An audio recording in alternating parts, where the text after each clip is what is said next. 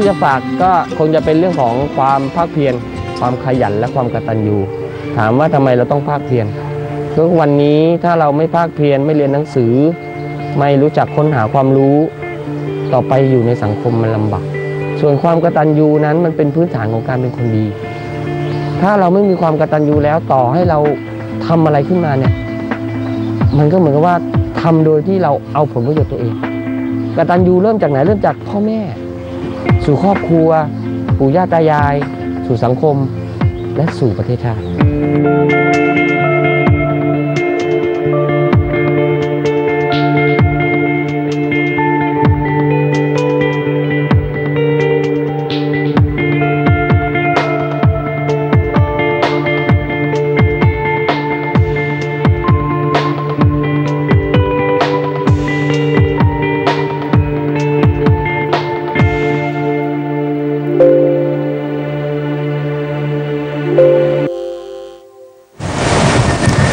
เป็นยังไงบ้างท่านผู้ชมฮะ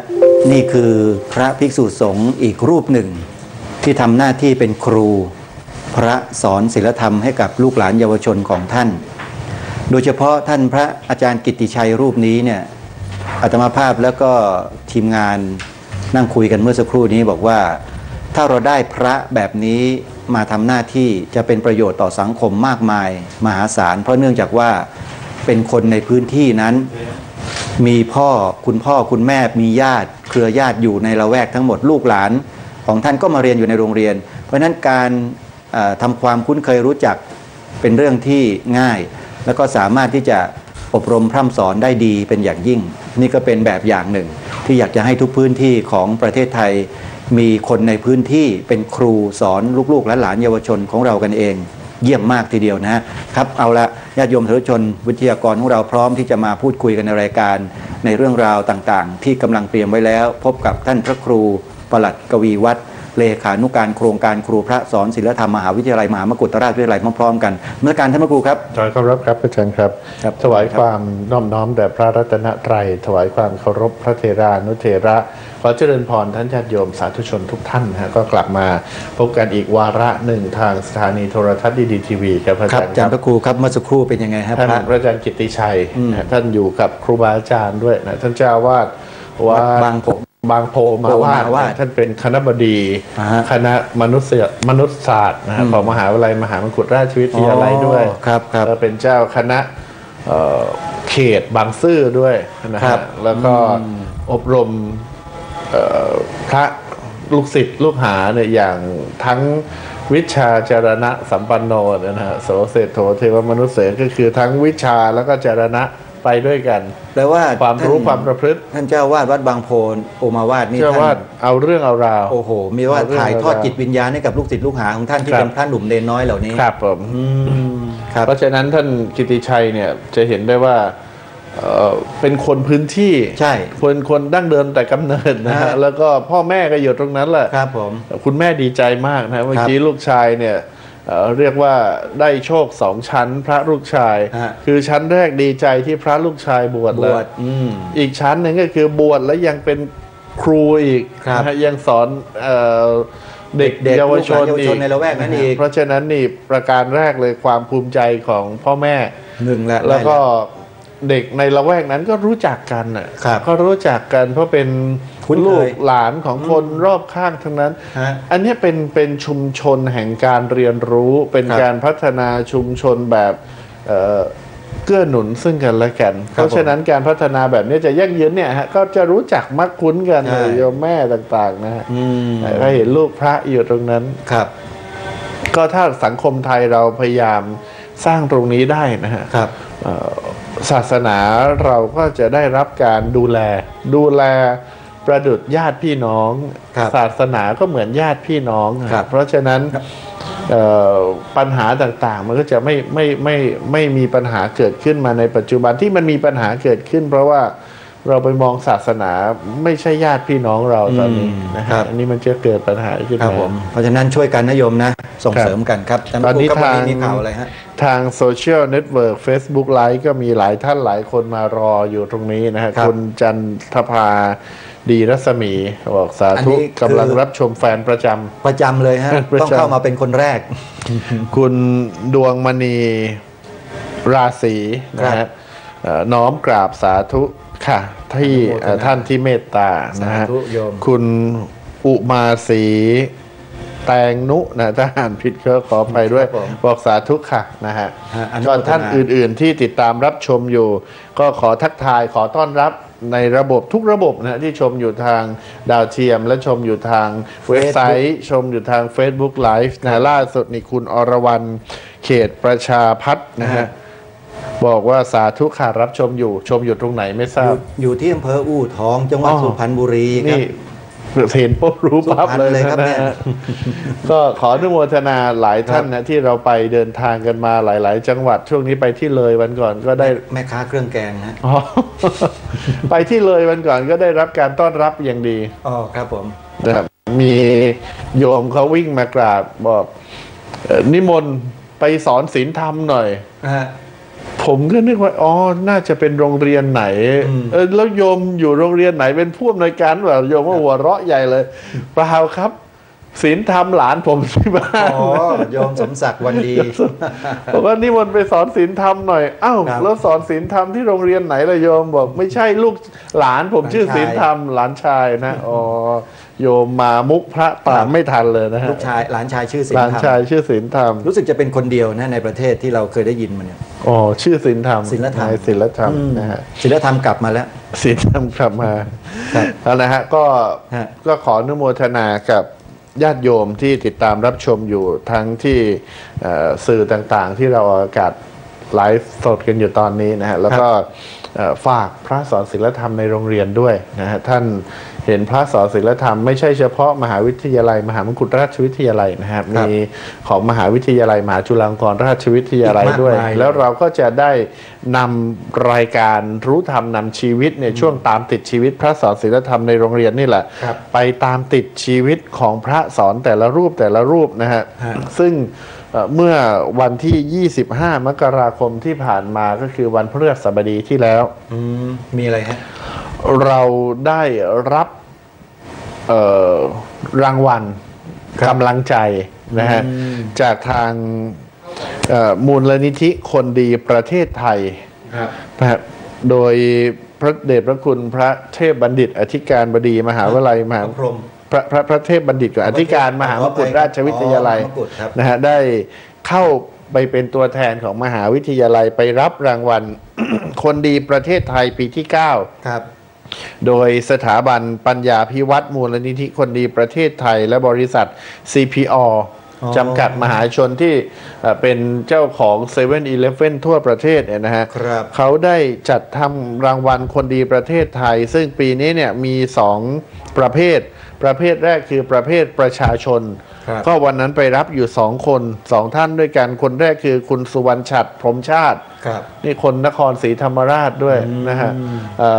ที่ขับแท็กซี่ใจบุญเนี่ยที่คนป่วยคนพิการคนอะไรแกไปอุ้ม ขึ้นแท็กซี่แล้วก็พระเนนจริงๆเคยมาออกดีทีวีครั้งหนึ่งวันก่อนก็ได้รางวัลนะฮะส่วนอีกท่านหนึ่งก็คือคุณครูเจนพวงมาลีอันนี้เป็นคนจังหวัดสุพรรณบุรีเกษียณอายุมาตั้งแต่ปี 2550 แต่หลังจากเกษียณนี้ไม่หยุดไปเป็นครูสอนไม่คิดค่าใช้จ่ายตามเด็กกลุ่มด้อยโอกาสต่างๆมา10 ปีสอนคณิตศาสตร์เนี่ยนะฮะก็ได้รางวัลไปนะฮะส่วนอีกประเภทหนึ่งก็คือสาขาสื่อมวลชนส่งเสริมคุณธรรมจริยธรรมดีเด่นมี16 รางวัลนี่คุณแท็กซี่นะฮะมี16 รางวัลจากทุกเครือข่ายออกอากาศเช่นรางวัลละครทำนำชีวิตทางช่อง3นะฮะคือทั้งช่องเนี่ยเขาจะค้นว่ารายการไหนที่ส่งเสริม1 รางวัลช่อง5นี่ก็เป็นรายการปันฝันปันยิ้มนะฮะช่อง7เนี่ยรายการธรรมะวันอาทิตย์ที่ท่านเจ้าคุณธรรมกิติเมธีไปออกนะฮะส่วนช่อง MCOT HD ช่อง9เนี่ยก็ได้แก่รายการรู้ธรรมนำชีวิต ที่เราชมกันไปเมื่อสักครู่เนี่ยนะฮะอ๋อครับแล้วก็นอกนั้นก็ช่องอื่นๆอีกเช่น NBT รายการธรรมรสธรรมรัตน์อมรินทร์ทีวีรายการสุขทุกวัน7 วัน 7กูรูทาง TNN รายการพุทธปัญญาพิรม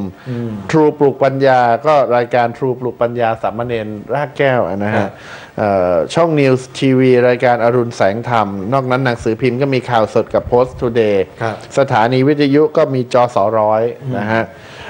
นอกจากนั้นก็มีสื่อออนไลน์ต่างๆเช่นเว็บไซต์ของ Daily News นะฮะ Manager ออนไลน์แล้วก็รายการเมล็ดพันธุ์ความดีทางคลื่นความคิดต่างๆนะฮะก็ถือว่าเป็นรายการสร้างสรรค์ทั้งนั้นเป็นรายการสร้างสรรค์เราก็ชื่นใจที่เนื้อหาสาระของรายการของเราไม่เป็นสองรองใครในช่องเหมือนกันนะฮะแล้วก็ทุกตอนที่ออกมาเนี่ยเราก็จะออนไลน์มาต่อทางดีทีวีทุกตอนเลยนะครับเพราะฉะนั้นก็ยืนยันว่ารายการรู้ธรรมนำชีวิตโดยเฉพาะช่วงตามติดชีวิตของพระสอนศีลธรรมในโรงเรียนคือเขาก็ไปมองเหมือนที่เรามองว่ารายการของเราเนี่ยส่งเสริมให้คนทำความดีแล้วก็ไปตามติดชีวิตพระสงฆ์ที่เสียสละพระสงฆ์ที่เป็น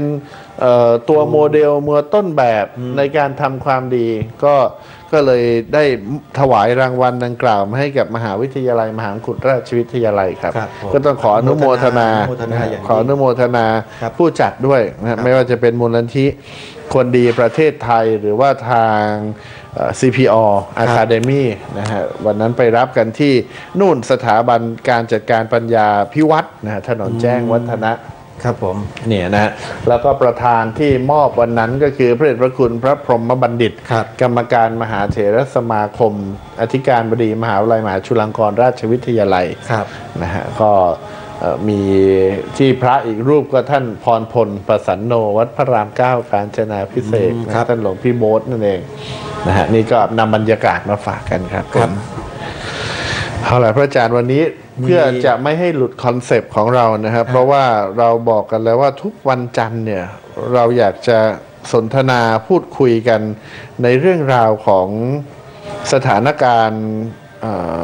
การศึกษาของประเทศไทยพระอาจารย์ครับวันนี้มีสถานการณ์อะไรมานำเสนอท่านพระครูฮะเป็นข่าวสลดก่อนนะฮะผมก็มองว่าเรื่องการศึกษาเหรออาจจะเกี่ยวเรื่องการศึกษาโดยตรงหรือไม่โดยตรงก็แล้วแต่นะแต่ว่าลองไปฟังก่อนมีทักมานิดนึงมิสแทนดาบุดดี้นะฮะสาธุค่ะชมอยู่นะฮะก็แชร์ต่อด้วยแชร์ด้วยชมอยู่ไปแชร์บน Facebook ไปถึงของโยมด้วยนะฮะก็จะได้เพื่อนในเฟซไทม์ต่างๆจะได้ชมไปพร้อมๆกันแชร์ด้วยเชิญด้วยนะช่วยกันคนละไม้ละมือครับข่าวจากเดลินิวครับอาจารย์พาดหัวขออนุญาตอ่านตามเนื้อข่าวนะฮะนี่ก็เป็นภาษาของเนื้อข่าวเขาบอกว่า17นร.คือนักเรียนม.2 ส่งไลน์ขู่ฆ่ายกครัวถ้าม.1 ถูกขึงพืชไม่ถอนแจ้งนะฮะเรื่องก็คือคดีเฉาวงการศึกษานะฮะเมื่อผู้ปกครอง3บ้านพาลูกสาวชั้นม.1 แจ้งจับ17นักเรียนชายรุ่นพี่ชั้นม.2 ล่อลวงไปรุมกอดจูบรูปคลำในโรงเรียนแต่โชคดีหนีรอดมาได้ก่อนถูกขึงพืชรุมโทรมแถมเจอขู่ฆ่ายกครัวหากไม่ถอนแจ้งความนะฮะเกิดขึ้นเมื่อวันที่24มกราคมที่ผ่านมาพระอาจารย์ครับที่จังหวัดชุมพรอ๋อครับเหตุดังกล่าวเนี่ยเกิดตั้งแต่วันที่4มกราคมหลังปีใหม่มานะฮะก็ปรากฏว่าเกิดอะไรขึ้นนะฮะบอกว่าในช่วงที่นักเรียนผู้หญิงเนี่ยพักกลางวันในโรงเรียนได้ถูกกลุ่มนักเรียนผู้ชายรุ่นพี่ชั้นม.2 เนี่ยหลอกลวงไปออกนอกโรงเรียนครับอันนี้ก็ต้องเดี๋ยวมันกลับมาว่ากันในแต่ละช็อตเลยนะฮะก่อนจะขู่บังคับเข้าไปในโรงแรมห่างจากโรงเรียนไม่กี่ร้อยเมตรเหตุเกิดนี่ห่างจากโรงเรียนไม่ถึงกิโลนะฮะ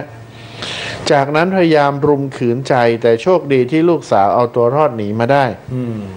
เขาบอกว่า ลูกสาวผมเนี่ยพ่อนะฮะเพิ่งเข้าเรียนชั้นม.1 ได้ไม่นานมีรุ่นพี่นักเรียนชายมาบอกกลุ่มลูกสาวว่าถ้าอยากอยู่ในโรงเรียนแบบสบายๆต้องเข้าแก๊งกับรุ่นพี่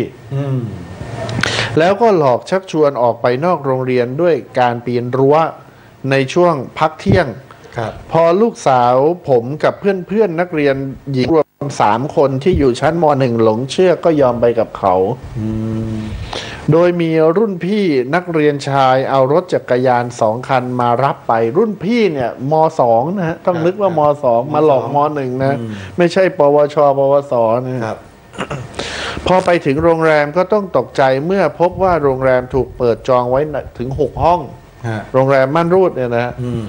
และในแต่ละห้องก็มีนักเรียนชายรวมกันไม่ต่ำกว่า17 คนครับ6 ห้องมันมากันทั้งโรงเรียนหรือยังไงทางเจ้าหน้าที่โรงแรมให้เด็กเข้าไปเนี่ยเดี๋ยวต้องมาวิเคราะห์กันแต่ละฉากเลยนะฮะเขาบอกว่าจากนั้นเนี่ยกลุ่มเด็กชายม.2 ก็พยายามจะจับแยกกลุ่มลูกสาวตนให้แยกกันเข้าไปในห้องต่างๆเพื่อเห็นท่าไม่ดีเนี่ยกลุ่มลูกสาวก็ไม่ยอมบอกว่าจะเข้าห้องเดียวกันทั้งหมดผู้หญิงทุกคนไม่แยกเดี่ยวนะแล้วก็ไม่กล้าวิ่งตอนนั้นเพราะกลัวว่านักเรียนชายม.2 เนี่ยจะเยอะกว่าจะถูกทำร้ายแต่ก็รอจังหวะพอ เผลอนะก่อนจะถูกรุมล่วงละเมิดก็ใช้มือบีบรูปคลำอะไรตามข่าวก็ว่าไปนะฮะสุดท้ายก็หลุดมาได้ด้วยสภาพเสื้อผ้าขาดวิ่นนะฮะเขาบอกว่านักเรียนม.2 ประมาณ17 คนเนี่ยแต่จำหน้าได้8 คนก็บอกกับตำรวจหมดแล้วตั้งแต่วันที่เกิดเรื่องมารุ่นพี่กลุ่มนี้ก็ส่งข้อความทางไลน์มาข่มขู่ตลอด เด็กม.2 เนี่ยฮะข่มขู่ตลอดบอกว่าอะไรบอกว่าต้องมาบอกพ่อแม่ให้ถอนแจ้งความเสียไม่เช่นนั้นอาจจะถึงชีวิตแบบยกครัวแน่นอนนี่เด็กม.2 นะฮะทำให้พ่อแม่เพื่อน1 คนเกรงกลัวไม่ยอมติดตามคดีขู่ได้ด้วยนะฮะแล้วส่วนพ่อแม่ตนกับพ่อแม่อีกคนไม่ยอม3 คนนะมีทั้งหมด3 ครอบครัวขอดำเนินการแบบเอาผิดเต็มที่ส่วนตำรวจได้แจ้งว่ายังออกหมายเรียกใครไม่ได้ตำรวจบอกว่ายังออกหมายเรียกใครไม่ได้เพราะขั้นตอนมันเยอะกระทั่งคดีไปทราบหูถึงตำรวจผู้ใหญ่อย่างนี้แล้วกันนะก็ปรากฏว่าก็มีข้างบนสั่งการว่าให้เร็วที่สุดเพราะเป็นเรื่องเป็นราวเป็นคดีความสื่อมาจับแล้วเอาล่ะนะฮะผมก็เชื่อโดยการสันนิษฐานนั่นแหละผมยังไม่ได้มียานอย่างรู้อะไรนะฮะผมเป็นพระธรรมดาอยู่แต่ว่าเอาสันนิษฐานอยู่ว่าเหตุการณ์เนี้ยคงไม่เกิดที่เดียวในประเทศไทยครับถ้ามีกระบวนการทำแบบนี้กันเกิดขึ้นเนี่ยครับเกิดอะไรขึ้นเด็กผู้ชายชั้นม.2 17 คนหลอกลวงเด็กหญิงชั้นม.1 3 คนครับจะสมรู้สมเห็นอะไรก็สุดแท้แต่นะเหตุที่เกิดเนี่ยเกิดในโรงเรียนนะฮะคำว่าในโรงเรียนคือมีกระบวนการกันในโรงเรียนชวนกันในโรงเรียนคือ17 คนเนี่ยเขาตั้งเป็นแก๊งเดียวกันครับเป็นแก๊งนะฮะครับอันนี้แก๊งนี้เกิดขึ้นมาก็ต้องมีเหตุปัจจัยว่าทำให้เขาตั้งขึ้นมาก่อนแล้วมันเกิดในโรงเรียนพากันหนีออกจากโรงเรียนช่วงพักเที่ยงครับโรงเรียนต้องเกิดอะไรขึ้นผมว่าแค่สอบพ่อแม่กับเด็กผู้ชายไม่พอต้องไปสอบถึงในโรงเรียนว่าเราฝากลูกไว้ในโรงเรียนแล้วเกิดอะไรขึ้นทำไมรปภ.ไปไหนคนดูแลในโรงเรียนไปไหนเด็กคนอื่นหรือว่าหัวหน้าสายชั้นครูทำอะไรกันอยู่นะฮะและไม่หนำซ้ำเหตุที่ไปก่อการกันเนี่ยห่างจากโรงเรียนไม่กี่ร้อยเมตรครับคนที่อนุญาตให้เด็กป.2 เปิดห้องม.2 เนี่ยเปิดห้องพักโรงแรมแล้วเอาเด็ก17 คนเข้าไปอยู่กันเนี่ยโรงแรมม่านรูดด้วยนะถูกต้องคือมันเป็นไปได้ยังไงคุณจะทำมาหากินโดยไม่คิดถึงผลกระทบต่อสังคมเลยเหรอนะฮะครับประการที่3ครับนะฮะหลังจากเกิดเรื่องเกิดราวแล้วเนี่ยเจ้าหน้าที่ก็ไม่เร่งรัดคดียังไม่สามารถที่จะออกหมายอะไรได้ครับ แล้วประการที่สี่ครับเด็กม.2 เนี่ยสามารถมีกระบวนการข่มขู่ที่จะเอาชีวิตยกครัวเนี่ยผมว่าสังคมวันนี้มันในสภาวะที่เราดูว่าปกติเนี่ยมันไปไกลมากแล้วสังคมเราไปไกลมากแล้วก็เกิดเหตุการณ์เช่นนี้ขึ้นเรื่องคดีความผมจะไม่ไปแตะนะฮะว่าจะไปด้วยกันโดนหลอกไปหรือไม่หลอกไปหรืออะไรก็สุดแท้แต่สิ่งที่เราเห็นจากปรากฏการณ์ของเหตุการณ์นี้ได้ก็คือว่ามันเกิดกับเยาวชนแล้วเป็นเยาวชนระดับเพิ่งจบป .6 มาเนี่ยเป็นเยาวชนเล็กๆนะฮะเด็กๆแล้วความรุนแรงเนี่ยเริ่มต่ำลงเรื่อยๆผมนึกถึงเรื่องที่เคยมาคุยกับพระอาจารย์เรื่องพระสูตรเรื่องจักรวรรดิสูตรนะครับที่ว่าคนพอละจากศีลธรรมอายุคนก็น้อยลงไปเกิดเหตุการณ์มิกสัญญีขึ้นมาได้เรื่อยๆเนี่ยน่าจะเป็นสัญญาณบ่งบอกผมว่าเรื่องนี้เป็นสัญญาณบ่งบอกกลับไปที่กระทรวงศึกษาธิการอย่างดีไม่อยากให้เอาหูไปนาเอาตาไปไร่กับเรื่องพวกนี้ครับแล้วก็อันนี้ที่เกิดเนี่ยเพราะว่าเหตุมันอุกอาจแล้วก็ก่อเหตุกันเป็นทีมเป็นคณะแต่ยังมีเหตุแบบเนี้ยแน่ใจแล้วว่ามีเหตุแบบเนี้ยอีกหลายเหตุที่ไม่เป็นข่าวครับผมอาจจะยอมความกันอะไรกันหลายๆอย่างแต่กระบวนการตรงนี้เราต้องมามองกันต่อว่ากระบวนการคิดของเยาวชนไทยวันนี้เกิดอะไรขึ้นเขาเรียนรู้จากอะไรผมเชื่อว่าการทำแบบนี้มันมีแรงบันดาลใจหลายอย่างอยู่นะใช่มีเหตุปัจจัยที่กระตุ้นให้ไม่ว่าจะเป็นสภาพสังคมครับการเรียนแบบแม้แต่สื่อที่เขาเห็นกันอยู่นะใช่ฮะเราอย่าลืมว่าเด็กที่ยังไม่นี่คือเด็กที่ยังไม่บรรลุนิติภาวะครับสามารถเข้าถึงสื่อได้ทุกแขนงสามารถจะสื่อได้ทุกสีทุกอย่างสีครับที่ผมพูดเนี่ยคือสื่อมันจะมีสื่อสีขาวสื่อสีเทาสีดำครับนะฮะสื่อความรุนแรงสื่อภาพลามกอนาจารคลิปโป๊พูดง่ายๆเนี่ยนะคลิปโป๊คลิปลามกเนี่ยแล้วถ้าวิเคราะห์17คนนี้ท่านพระครูคิดว่าเขาเสพสื่ออะไรอยู่ผมก็คิดว่าก็จะเสพสื่อพวกนี้แหละฮะสีดำเขาเข้าถึงได้หมดเนี่ยสื่อโทรศัพท์1เครื่องเนี่ยที่ตั้งกันอยู่เนี่ยฮะมันมีสารพัดกดได้ไม่กี่ทีเนี่ยมันเข้าไปถึงหมดผู้ใหญ่เราเนี่ยเรารู้เรามีวิจารณญาณเราควรจะดูอะไรไม่ดูอะไรอย่างก็บอกว่าเล่น Facebook เนี่ยแม้แต่ Facebook ของพวกเราเองเนี่ยของพระเนี่ยเราไม่ได้ไปกดไปอะไรนะบางทีมันโผล่ขึ้นมาเองเราก็บล็อกมันปิดมันไม่ให้มันมาดูไม่ได้ขึ้นอีกเพราะนี่เรามีกระบวนการหักห้ามใจผู้ใหญ่เนี่ยแล้วก็รู้ว่าควรทำไม่ควรทำแต่เด็กเนี่ย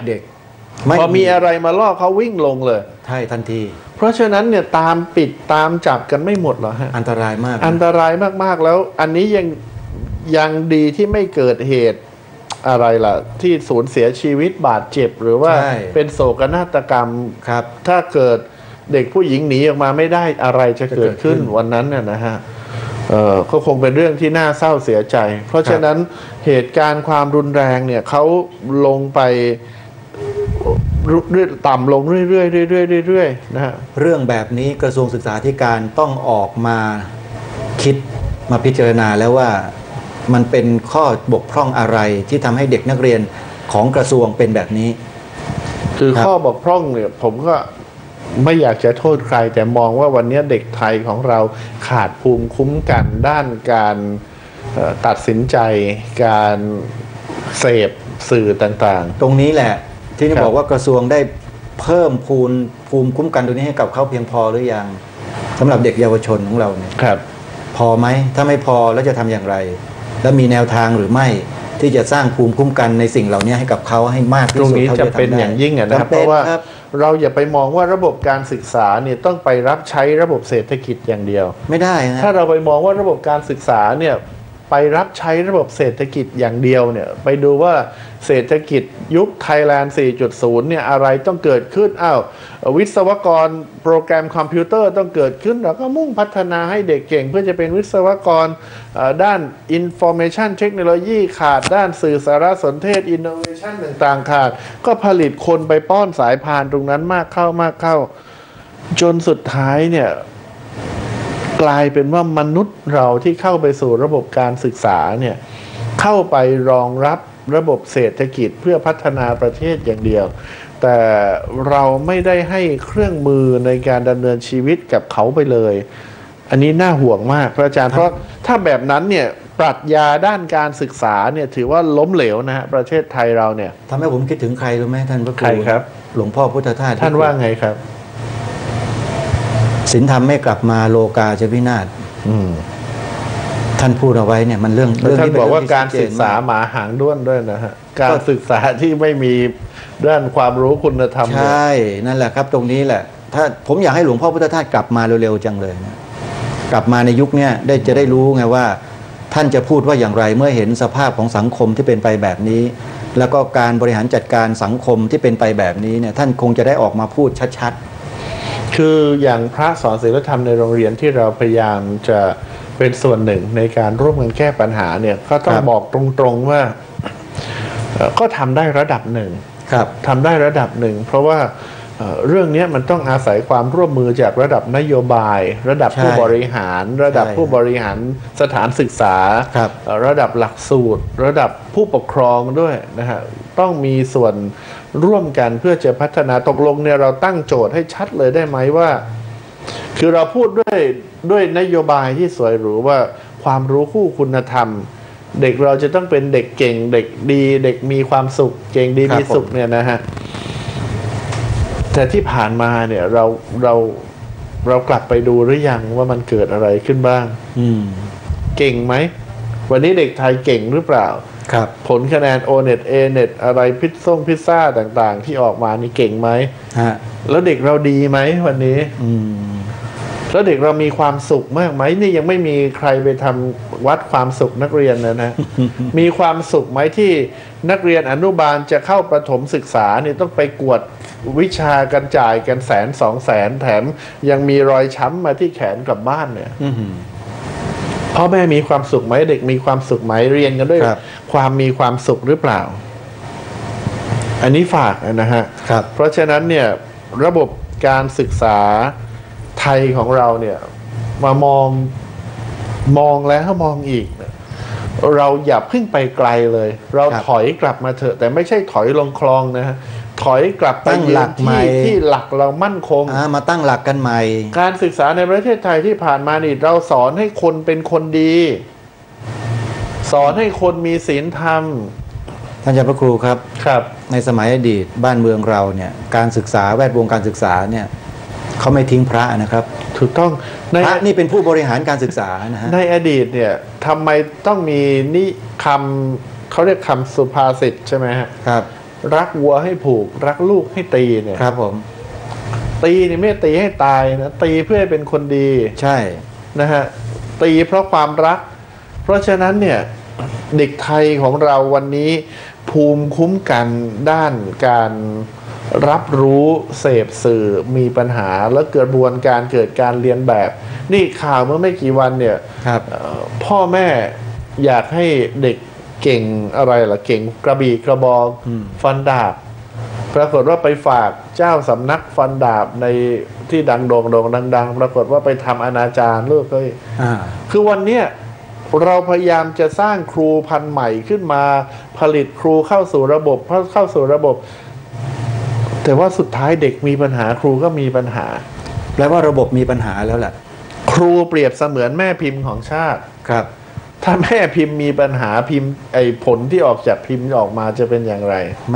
ม่ดีเพราะฉะนั้นระบบคุณธรรมเนี่ยเราจะไปใส่เฉพาะเด็กก็ไม่ได้ครับผมมองว่าต้องใส่ไปที่ระบบทั้งระบบของการศึกษานั่นแหละครับผู้บริหารกระทรวงก็ต้องเป็นผู้บริหารกระทรวงที่มีศีลธรรมครูก็ต้องเป็นครูที่มีศีลธรรม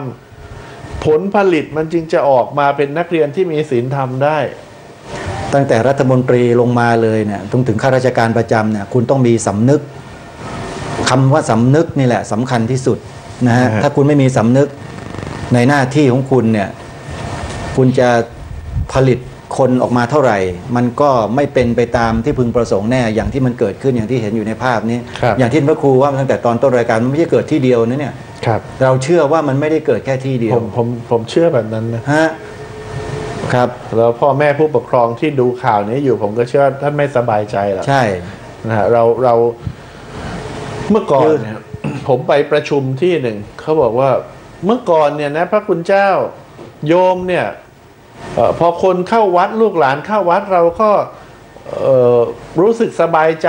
นึกว่าจะเรียบร้อยที่ไหนได้เดี๋ยวนี้ลูกหลานเข้าวัดก็ต้องระวังไม่รู้ว่าพระท่านจะดีไม่ดีอ้าวนะฮะมีประมาณนี้อย่างนั้นด้วยก็วันนี้ก็เลยจะบอกกลับไปว่าไม่ใช่วัดอย่างเดียวหรอกฮะโรงเรียนวันนี้พ่อแม่ก็ไม่สบายใจเหมือนกันเราอย่าโทษกันไปกันมาเลยวันนี้เรามามองปัญหาแล้วก็หาทางช่วยกันดีกว่านะฮะอีกข่าวหนึ่งครับข่าวด้านการศึกษาอีกสักข่าวก่อนไปข่าวสำคัญอีกเรื่องเลยนะฮะครับข่าวอะไรครับข่าวเชิงนโยบายฮะวันนี้เขาพาดหัวจากหนังสือพิมพ์คมชัดลึกว่านายกสั่งคุมงบอุดมศึกษาสาขาไม่มีงานทำอะไรฮะสาขาที่ไม่มีงานทำเลขาธิการสภาพัฒน์เนี่ยมีหนังสือด่วนที่สุดถึงเลขาธิการคณะรัฐมนตรีระบุข้อสั่งการนายกให้ควบคุมงบอุดมศึกษาสาขาที่ไม่มีงานทำให้ตรงความต้องการนะฮะรายละเอียดก็คือว่าในนายกรัฐมนตรีสั่งการมา2ข้อใหญ่ๆนะบอกว่าให้ศึกษานะดูด้านล่างเลยก็ได้นะให้ศึกษาในประเด็นการเตรียมความพร้อมตั้งแต่ก่อนวัยเรียนประถมมัธยมให้ได้คนที่มีศักยภาพตรงความต้องการของประเทศได้อย่างไรผู้ที่เข้าอุดมศึกษาสาขาที่ต้องการได้อย่างไรส่วนหนึ่งไปอาชีวะได้ปริญญาอย่างไรเพื่อสร้างความชัดเจนให้กับสังคมประชาชนผู้ปกครองสนใจ 2. กรณีการสนับสนุนงบประมาณให้อุดมศึกษาให้ควบคุมสาขาที่ไม่มีงานทำไม่ตรงความต้องการการลดเงินอุดหนุนหรือไม่ให้เช่นจีนนะฮะทำเหตุผลจบมาไม่มีงานทำแต่ต้องใช้หนี้กยศปัญหาต่อเนื่องนะฮะแต่ก็ทั้งนี้ก็บอกว่าการทำความเห็นประกอบเนี่ยพิจารณาเรื่องที่7ส่งสำนักงานคณะกรรมการสภาพัฒนาแห่งชาติด้วยสรุปนะฮะก็คือว่าตอนนี้ท่านนายกรัฐมนตรีท่านสั่งการรัฐบาลสั่งการให้เตรียมความพร้อมเด็กตั้งแต่ก่อนวัยเรียนเลยพระอาจารย์ก่อนวัยเรียนคืออนุบาลนะฮะหรือว่าเนอร์เซอรี่เลยก็ได้ก่อนวัยเรียนแล้วจนประถมมัธยมให้ได้คนที่มีศักยภาพตรงตามความต้องการของประเทศทำได้อย่างไรไอ้ตัวเนี้ยตรงกับที่เราคุยกันเมื่อกี้ตกลงประเทศเราตั้งโจทย์จะพัฒนาคนไปทำอะไรไอ้ตรงนี้แหละมันเป็นจุดเปลี่ยนและจุดที่จะหักเหสังคมไทยเราอย่างสำคัญนะท่านผู้ชมครับผมถ้าตั้งโจทย์ไม่ดีมันจะไปเลยนะครับแล้วก็ผู้ที่เข้าอุดมศึกษาสาขาที่ต้องการเนี่ยจะเข้าได้อย่างไรถ้าการศึกษาแบบนี้นะผมเรียกว่า education on demand เป็นความศึกษาตามความต้องการเป็นการศึกษาเพื่อสนองตัณหาลักษณะนี้นะฮะตัณหาแปลว่าความอยากนี่ไม่ได้ไว้พูดเล่นนะฮะตัณหานี่แปลว่าความอยากก็แปลว่าไม่ตรงเป้าเลยฮะการศึกษาเพื่อสนองตัณหาของเศรษฐกิจในสังคมไทยเนี่ยไม่ได้พูดเพื่อจะคัดแย้งนะฮะกับแนวคิดที่จะพัฒนาประเทศดีแล้วนะที่เราต้องผลิตคนเพื่อไปรองรับระบบเศรษฐกิจแต่โจทย์ที่เราตั้งไว้เนี่ยอย่าลืมนะฮะเหตุการณ์แบบข่าวเมื่อกี้ที่เราอ่านมาแล้วข่าวอื่นๆการใช้ความรุนแรงการใช้คำหยาบการทุจริตคอร์รัปชันการอะไรต่างๆเนี่ยเราต้องตั้งโจทย์ให้ชัดด้วยไม่ใช่ว่าเราจะไป20ปีเราจะไป 4.0 แล้วเราจะอยากได้อะไรเราก็ใส่อย่างเดียวแต่ช่วยใส่ไปด้วยทำอย่างไร 4.0 20 ปีบนพื้นฐานของสังคมที่มีศีลธรรมเนี่ยอันนี้จะเป็นการพัฒนาที่ยั่งยืนครับผมยังไม่เห็นฝ่ายบริหารมันพูดคำว่าศีลธรรมสักคำนึงเลยเนี่ยทีนี้อีกประเด็นหนึ่งก็คือตรงนี้น่าห่วงฮะให้ไปดูว่าสาขาในระดับอุดมศึกษาเนี่ยที่จบมาแล้วไม่มีงานทำเนี่ยน่าจะไม่ต้องสนับสนุนหรือน่าจะปิดบางสาขาพูดอย่างนี้นะฮะท่านพระครูวิเคราะห์ยังไงตรงนี้คือ สำนักบางสำนักเนี่ยเขาตั้งเพื่อเป็นตักกศิลาจะมีคนเรียนสักคนเดียวเขาก็จำเป็นต้องเปิดพระอาจารย์เช่นสาขาบาลีสันสกฤตเนี่ยสาขาพุทธศาสตร์ศึกษาแบบนี้สาขาศาสนาปรัชญาแบบนี้จบไปแน่นอนสาขาพวกนี้เขาไม่มีงานทำโดยตรงแต่คนจำเป็นต้องเรียนเพื่ออะไรเพื่อให้จิตวิญญาณยังอยู่เรียนเพื่อให้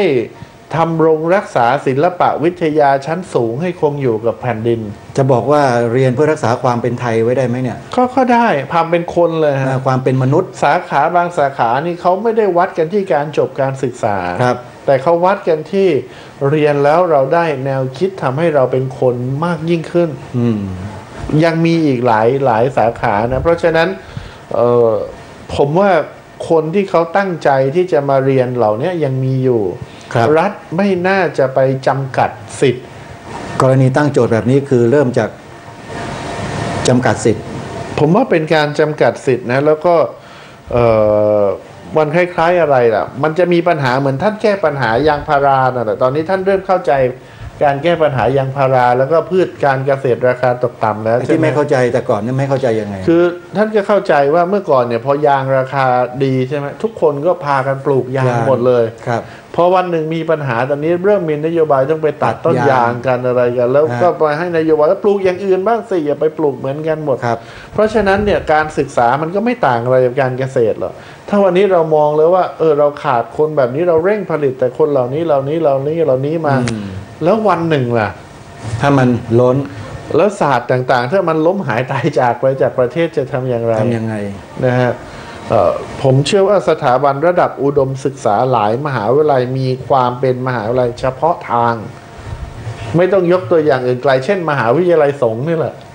ครับเป็นมหาวิทยาลัยเฉพาะทางที่ชัดเจนว่าเราจะเรียนรู้เกี่ยวกับวิชาพระพุทธศาสนาไม่ใช่หมายความว่าจบจากมหาวิทยาลัยสงฆ์ทุกคนจะเป็นพระทั้งหมดนะครับไม่ใช่แต่ว่าเรามีธงที่เราตั้งอยู่ว่าคนที่อย่างน้อยคุณต้องทำตัวเป็นชาวพุทธที่ดีได้มหาวิทยาลัยศิลปากรเนี่ยชื่อก็ชัดเจนอยู่แล้วศิลปะนะเรื่องศิลปะวิทยาต่างๆเนี่ยเอาคนจบด้านจิตรกรรมด้านศิลปกรรมเนี่ยไม่ใช่จบแล้วเขาจะมีงานเลยนะพระอาจารย์เขาต้องไปสร้างงานนะเขาต้องไปฝึกฝนเขาต้องไปอะไรต่างๆถ้าเกิดว่าจบแล้วไม่มีงานทำแล้วไปไล่ปิดสาขาวิชาอะไรจะเกิดขึ้นในนี้นะผมอยากให้ท่านเหล่านี้ไปเปิดเพลงเมืองกังวลไปเปิดเพลงเมืองกังวลฟังใน YouTube ดูบ้าง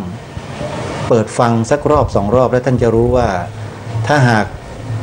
ท่าน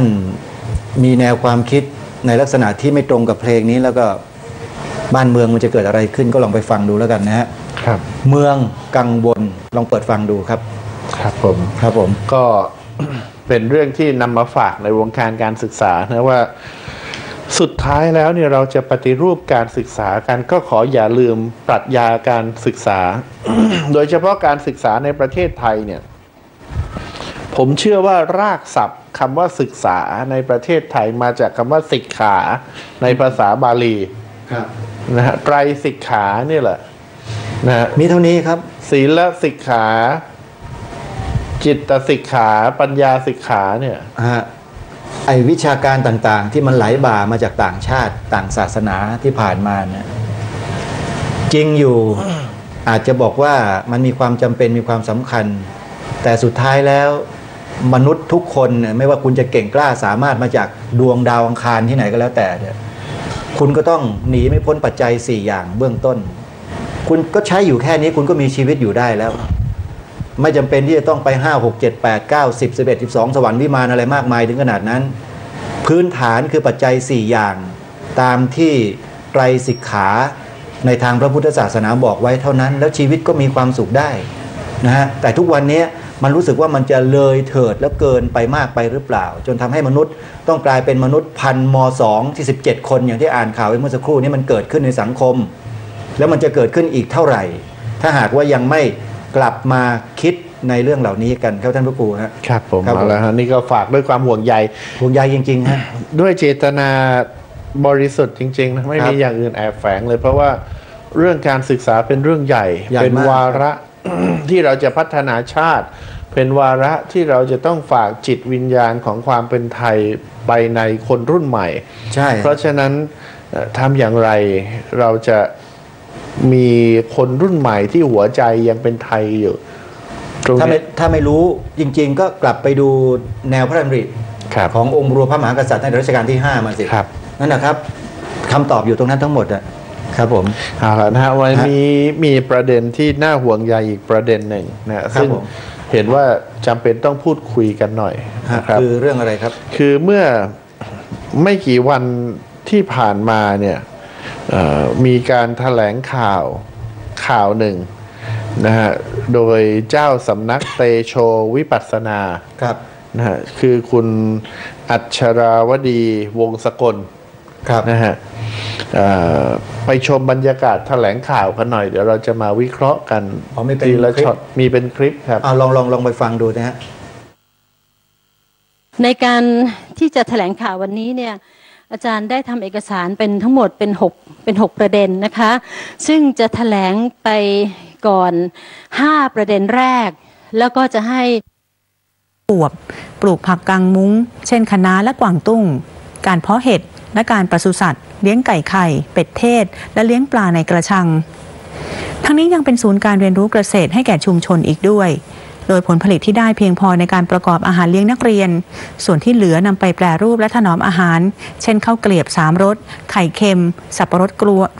กวนและสับปะรดหยีด้านการส่งเสริมอาชีพมีวิทยาลัยสารพัดช่างตราดไปสอนวิชาชีพหลักสูตรระยะสั้นหลักสูตรละ30ชั่วโมงในกิจกรรมลดเวลาเรียนเพิ่มเวลารู้มี3หลักสูตรคือการซ่อมจักรยานการสานเส้นพลาสติกเป็นของใช้ในครัวเรือนและการตัดผมชายนอกจากนี้ยังมีชาวบ้านในพื้นที่ไปสอนการตีกลองยาวเป็นการอนุรักษ์ภูมิปัญญาชาวบ้านในโอกาสนี้ทรงเยี่ยมหน่วยแพทย์พระราชทานซึ่งทรงพระกรุณาโปรดเกล้าโปรดกระหม่อมให้โรงพยาบาลในจังหวัดตราดและหน่วยทันตกรรมพระราชทานจากคณะทันตแพทยศาสตร์จุฬาลงกรณ์มหาวิทยาลัยไปตรวจรักษาสุขภาพให้แก่ประชาชนในพื้นที่โดยมีผู้ไปรับบริการตรวจรักษาโรคทั่วไปและด้านทันตกรรมรวม201คนโรคที่พบส่วนใหญ่คือโรคระบบทางเดินหายใจและระบบกล้ามเนื้อและกระดูกจากนั้นทรงเยี่ยมประชาชนที่ไปเฝ้าทูลละอองพระบาทรับเสด็จสำหรับบ้านท่ากลุ่มมี123ครัวเรือนส่วนใหญ่ประกอบอาชีพทำสวนผลไม้และยางพารามีรายได้เฉลี่ย 45,000 บาทต่อครัวเรือนต่อปี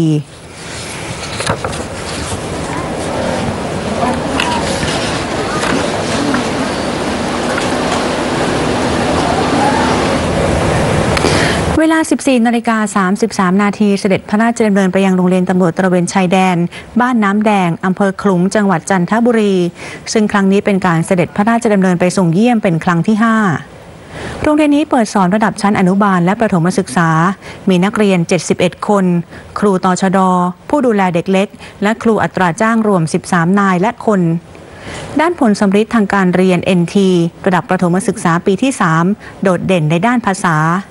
ส่วนผลสำฤทธิ์ทางด้านการเรียน O-NET ระดับประถมศึกษาปีที่6ภาษาไทยวิทยาศาสตร์และคณิตศาสตร์มีคะแนนสูงกว่าระดับโรงเรียนในสังกัดกองบัญชาการตำรวจตระเวนชายแดนแต่ต่ำกว่าระดับประเทศรวมถึงภาษาอังกฤษที่มีคะแนนต่ำกว่าทั้ง2ระดับจึงส่งครูไปอบรมเพิ่มพูนทักษะการจัดการเรียนการสอนเพิ่มเติมจากนั้นทอดพระเนตรกิจกรรมของเยาวชน Gen A จิตอาสาเปลี่ยนแปลงชุมชนซึ่งมหาวิทยาลัยราชภัฏรำไพพรรณีช่วยสนับสนุนแก้ไขปัญหาในชุมชนเช่นพื้นที่น้อยน้ำเค็มหนุนสูงโดยปรับปรุงพื้นที่สูงน้ำเค็มไม่ท่วมถึงและรกร้างให้ปลูกผักสวนครัวได้นำเศษอาหารมาทำเป็นน้ำหมักชีวภาพและคัดแยกขยะเพื่อจำหน่ายสร้างรายได้และทำเป็นสารปรับปรุงดินคอมโพสต์หรือว่าปุ๋ยดินการเกษตรโอกาสนี้ทอดพระเนตรผลิตภัณฑ์ของชุมชนที่ได้ถ่ายทอดความรู้แก่นักเรียนเพื่ออนุรักษ์ภูมิปัญญาและฝึกอาชีพเช่นการแปรรูปอาหารทะเลและการทำหมวกแหละหรืองอบใบจากทั้งนี้โรงเรียนยังปรับปรุงพื้นที่บางส่วนของโครงการเกษตรเพื่ออาหารกลางวันซึ่งน้ำเค็มท่วมถึงให้สามารถปลูกพืชผักเพาะเห็ดได้นอกจากนี้ยังเน้นดำเนินงานด้านการอนุรักษ์ทรัพยากรธรรมชาติและสิ่งแวดล้อมโดยเฉพาะป่าชายเลนเนื่องจากเป็นโรงเรียนตชด.แห่งเดียวที่มีพื้นที่ติดป่าชายเลน และจากการอนุรักษ์และฟื้นฟูตั้งแต่ปี 2540 เรื่อยมาจนถึงปัจจุบันป่าชายเลนกลับคืนความอุดมสมบูรณ์เป็นแหล่งอาศัยของสัตว์นานาชนิดเช่นหอยพอกซึ่งเดิมได้สูญหายไปจากชุมชนแล้วแต่ทางโรงเรียนร่วมกับศูนย์ศึกษาการพัฒนาอ่าวคุ้งกระเบนและภาคเอกชนจัดกิจกรรมธนาคารหอยพอกเพื่อเฉลิมพระเกียรติในโอกาสฉลองพระชนมายุ 5 รอบปัจจุบันยังมีหอยหลากหลายชนิดเช่นหอยขี้ค้อนและหอยจุ๊บแจงในการนี้ทรงพระดำเนินไปตามเส้นทางศึกษาธรรมชาติโดยมีการสาธิตนำพืชสมุนไพรป่าชายเลนมาทำเป็นอาหารเช่นใบกงกางชุบแป้งทอดและปลาสักเชื่อมโรงเรียนยังดำเนินโครงการเพาะพันธุ์ปูทะเลหรือปูดำซึ่งได้รับรางวัลชนะเลิศระดับประเทศด้านการอนุรักษ์ทรัพยากรธรรมชาติและสิ่งแวดล้อมโดยเป็นแหล่งเพาะขยายพันธุ์และเผยแพร่แก่ชุมชนซึ่งมีการจัดตั้งโฮมสเตย์สำหรับนักท่องเที่ยวผู้รักธรรมชาติและวิถีชีวิตท้องถิ่นโอกาสนี้ทรงเยี่ยมหน่วยแพทย์พระราชทานและราษฎรที่เฝ้าทูลละอองพระบาทรับเสด็จแล้วทอดพระเนตรการเลี้ยงปลานวลจันทร์ในกระชังซึ่งโรงเรียนจะทำเป็นโครงการเฉลิมพระเกียรติในโอกาสฉลองพระชนมายุ 5 รอบโดยเป็นแหล่งสาธิตส่งเสริมอาชีพแก่ชุมชนทั้งยังนำผลผลิตมาเป็นอาหารกลางวันแก่เด็กนักเรียนในการนี้ทรงปล่อยปลานวลจันทร์เพื่อขยายพันธุ์เป็นแหล่งอาหารโปรตีนต่อไป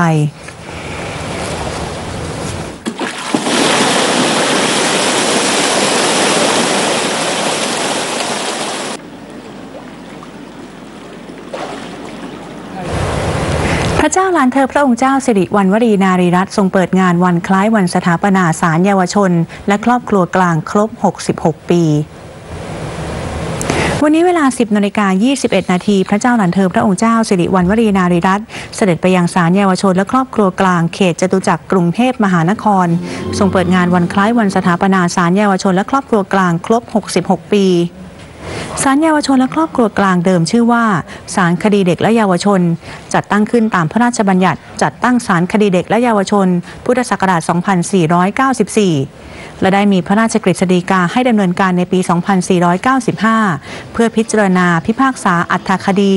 โดยมุ่งแก้ไขบำบัดฟื้นฟูเด็กและเยาวชนที่กระทำความผิดคุ้มครองสิทธิเสรีภาพสวัสดิภาพและการปฏิบัติต่อเด็กเยาวชนสตรีและคุ้มครองสถานภาพครอบครัวโดยคำนึงถึงประโยชน์สูงสุดของเด็กและเยาวชนเป็นสำคัญโอกาสนี้ทอดพระเนตรการนำเสนอผลงานของเด็กและเยาวชนจากโรงเรียนฟ้าใสวิทยาซึ่งเปิดรับเด็กและเยาวชนที่อยู่ในความดูแลของศาลเยาวชนและครอบครัวกลางเข้ารับการศึกษาเป็นนักเรียนประจำในโรงเรียนตั้งแต่ระดับชั้นประถมศึกษาจนถึงมัธยมศึกษาตอนต้นซึ่งในระหว่างเรียนมีการอบรมด้านคุณธรรมจริยธรรมเพื่อให้รู้จักตนเองมากขึ้นเพื่อปรับเปลี่ยนพฤติกรรมให้พร้อมกลับคืนสู่สังคมนอกจากนี้มีการฝึกทักษะด้านอาชีพแก่นักเรียนด้วยเช่นการแปรรูปสมุนไพรเป็นผลิตภัณฑ์ต่างๆทำให้นักเรียนเกิดความภาคภูมิใจในตนเองมีความเชื่อมั่นและมั่นใจในตนเองว่าตนเองนั้นมีความสามารถมีคุณค่าเกิดการยอมรับในครอบครัวและชุมชนจากนั้นประธานพระวโรกาสให้เด็กและเยาวชนที่อยู่ในระหว่างการพิจารณาคดีของศาลเด็กและเยาวชนที่ศาลมีคำพิพากษาแล้วและอยู่ระหว่างการฝึกอบรมเฝ้าในการนี้ได้ประทานพระโอวาทเพื่อเสริมสร้างพลังใจแก่เด็กและเยาวชนที่กระทำความผิดและให้เชื่อมั่นว่าทุกคนมีสิ่งที่ดีอยู่ในตัวจงนำเอาสิ่งผิดพลาดในอดีตมาเป็นบทเรียนแล้วดึงเอาศักยภาพที่มีอยู่ในตัวมาใช้ประโยชน์ให้ได้มากที่สุดเรียนรู้ที่จะเริ่มต้นชีวิตใหม่เป็นคนดีของสังคมและประเทศชาติต่อไป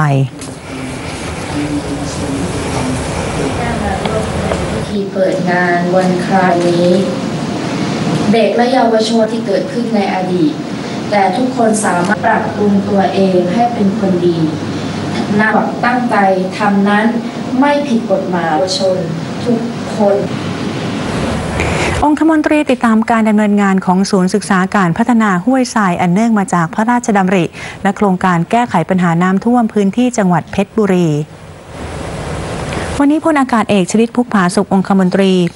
ในฐานะประธานอนุกรรมการติดตามและขับเคลื่อนโครงการอันเนื่องมาจากพระราชดำริพื้นที่ภาคกลางพร้อมคณะปฏิตามการดำเนินงานของศูนย์ศึกษาการพัฒนาห้วยทรายอันเนื่องมาจากพระราชดำริตำบลสามพระยาอำเภอชะอำจังหวัดเพชรบุรีเพื่อสนองพระราชปณิธานสมเด็จพระเจ้าอยู่หัวในการทรงสืบสานโครงการต่างๆที่พระบาทสมเด็จพระปรมินทรมหาภูมิพลอดุลยเดชบรมนาถบพิตรพระราชทานไว้ให้ดำเนินการอย่างต่อเนื่องและให้เกิดประโยชน์แก่ราษฎรอย่างต่อเนื่องศูนย์ศึกษาการพัฒนาห้วยทรายเป็นหนึ่งในศูนย์ศึกษาการพัฒนาอันเนื่องมาจากพระราชดำริที่พระบาทสมเด็จพระปรมินทรมหาภูมิพลอดุลยเดชบรมนาถบพิตรพระราชทานพระราชดำริให้จัดตั้งขึ้นเมื่อปี 2526 เพื่อให้ราษฎรมีชีวิตความเป็นอยู่ที่ดีขึ้นโดยเน้นการปลูกป่าเพื่อฟื้นฟูสภาพป่าไม้ให้กลับมาอุดมสมบูรณ์ดังเดิมและพัฒนาพื้นที่และด้านการเกษตรกรรมให้สามารถทำการเพาะปลูกพืชควบคู่ไปกับการปลูกป่าพร้อมกับจัดหาแหล่งน้ำสนับสนุนในพื้นที่ศูนย์จัดระเบียบราษฎรในพื้นที่โครงการให้เข้าอยู่อาศัยและทำกินอย่างถูกต้องตามหลักวิชาการและสอดคล้องกับธรรมชาติให้ราษฎรเข้ามามีส่วนร่วมดูแลรักษาและอาศัยผลผลิตจากป่าโดยไม่เข้าไปบุกรุกทำลายป่าปัจจุบันนอกจากเป็นสถานที่ให้ความรู้ฝึกอบรมการประกอบอาชีพเกษตรกรรมและการพัฒนาที่หลากหลายแล้วยังมีผลสำเร็จเป็นที่ประจักษ์โดยเฉพาะการพัฒนาฟื้นฟูทรัพยากรธรรมชาติและสิ่งแวดล้อมพบว่าพื้นที่ป่ามีอัตราความหนาแน่นและความหลากหลายของชนิดพันธุ์ไม้สัตว์ป่าเพิ่มขึ้นอย่างเห็นได้ชัดโดยในปี 2561 มีผู้สนใจเข้ามาศึกษาดูงานจำนวน 119,281 คน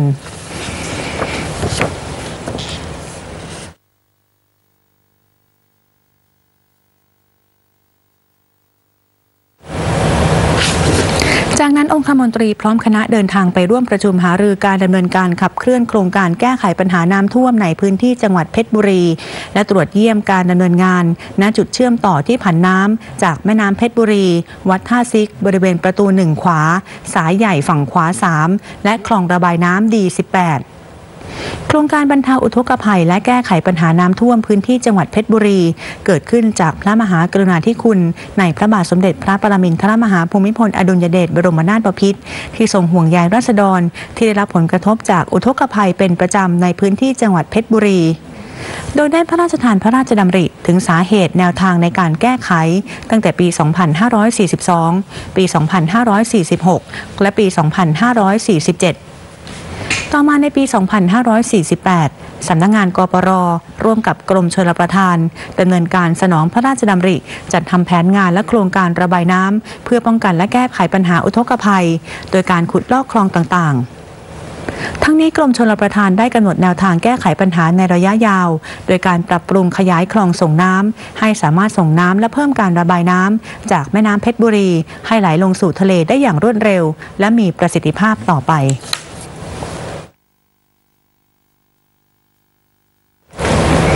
หน่วยพระราชทานและประชาชนจิตอาสาเราทำความดีด้วยหัวใจร่วมกันบำเพ็ญประโยชน์ปรับปรุงภูมิทัศน์คลองบ้านใหม่จังหวัดปทุมธานี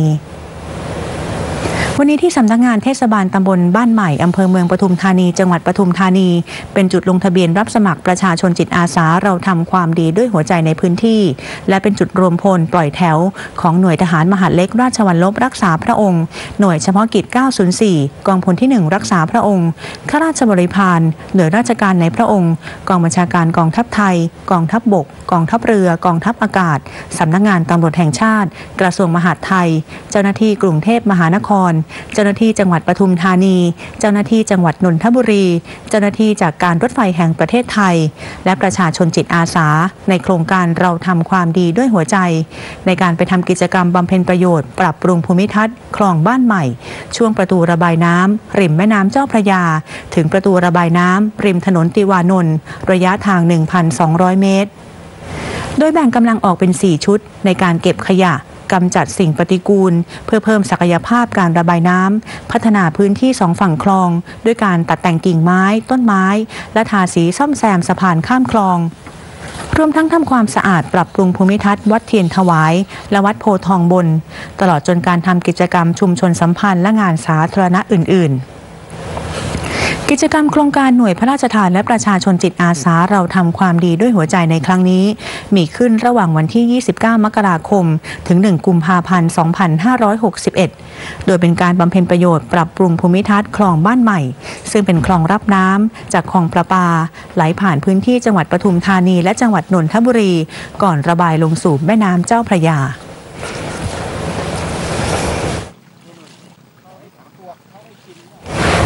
เลขาธิการสภากาชาติไทยเป็นผู้แทนพระองค์เยี่ยมโครงการขยายงานหน่วยแพทย์จักษุศัลยกรรมสภากาชาติไทยในสมเด็จพระเทพรัตนราชสุดาสยามบรมราชกุมารี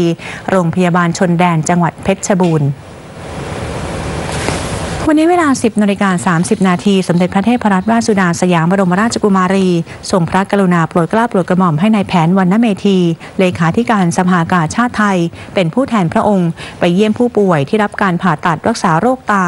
พร้อมมอบชุดของขวัญสภากาชาติไทยในโครงการขยายงานหน่วยแพทย์จักษุศัลยกรรมสภากาชาติไทยในสมเด็จพระเทพรัตนราชสุดาสยามบรมราชกุมารีโดยมีผู้ไปรับการตรวจ668รายผ่าตัดทั้งสิ้น487รายนอกจากนี้ยังได้มอบแว่นสายตาผู้สูงอายุ165รายโครงการดังกล่าวเป็นโครงการที่ปฏิบัติงานตามภารกิจหลักด้านการส่งเสริมคุณภาพชีวิตของสภากาชาติไทยซึ่งนอกจากจะให้บริการตรวจรักษาผ่าตัดโรคตาแก่ประชาชนและผู้ยากไร้ทั่วไปโดยไม่คิดค่าใช้จ่ายแล้วยังให้บริการตรวจรักษาผ่าตัดโรคตาแก่ภิกษุสงฆ์และนักบวชทุกศาสนาอีกด้วย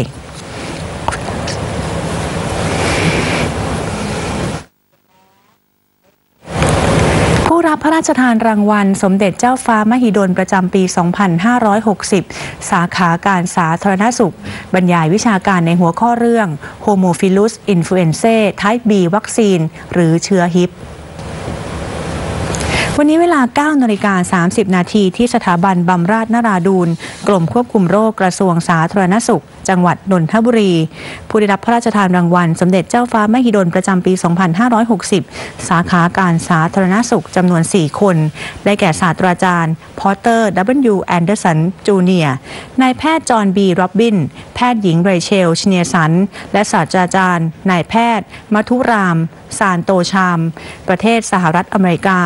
บรรยายวิชาการในหัวข้อเรื่อง Haemophilus influenzae หรือเรียกสั้นๆว่าเชื้อฮิปซึ่งเป็นบุคคลสำคัญที่มีส่วนในการวิจัยพัฒนาวัคซีนป้องกันโรคจากการติดเชื้อฮิปส่งผลให้ลดการป่วยและการเสียชีวิตด้วยโรคจากการติดเชื้อดังกล่าวในเด็กเล็กทั่วทุกภูมิภาคของโลกขณะนี้กระทรวงสาธารณสุขอยู่ระหว่างดำเนินการบรรจุวัคซีนดังกล่าวเข้าสู่แผนงานสร้างเสริมภูมิคุ้มกันโรคและคาดว่าประเทศไทยจะได้ใช้วัคซีนนี้ภายในปี 2562สำหรับรางวัลสมเด็จเจ้าฟ้ามหิดลเป็นรางวัลที่พระบาทสมเด็จพระปรมินทรมหาภูมิพลอดุลยเดชบรมนาถบพิตรพระราชทานพระบรมราชานุญาตให้จัดตั้งขึ้นเพื่อถวายเป็นพระราชานุสรณ์แด่สมเด็จพระมหิตราธิเบศรอดุลยเดชวิกรมพระบรมราชชนกมีพิธีพระราชทานรางวัลเป็นประจำทุกปีปีละ2รางวัลคือรางวัลสาขาการแพทย์และรางวัลสาขาการสาธารณสุขโดยมอบให้แก่บุคคลหรือองค์กรที่ปฏิบัติงานหรือวิจัยดีเด่นอันก่อเกิดประโยชน์แก่มนุษยชาติทั้งนี้สมเด็จพระเจ้าอยู่หัวทรงพระกรุณาโปรดเกล้าโปรดกระหม่อมให้สมเด็จพระเทพรัตนราชสุดาสยามบรมราชกุมารีเสด็จพระราชดำเนินแทนพระองค์ไปในการพระราชทานรางวัลสมเด็จเจ้าฟ้ามหิดลประจำปี 2560 แก่ผู้ได้รับพระราชทานรางวัลดังกล่าวในวันพุธที่ 31 มกราคม 2561 เวลา 17:30 นาทีณพระที่นั่งจักรีมหาปราสาทในพระบรมมหาราชวัง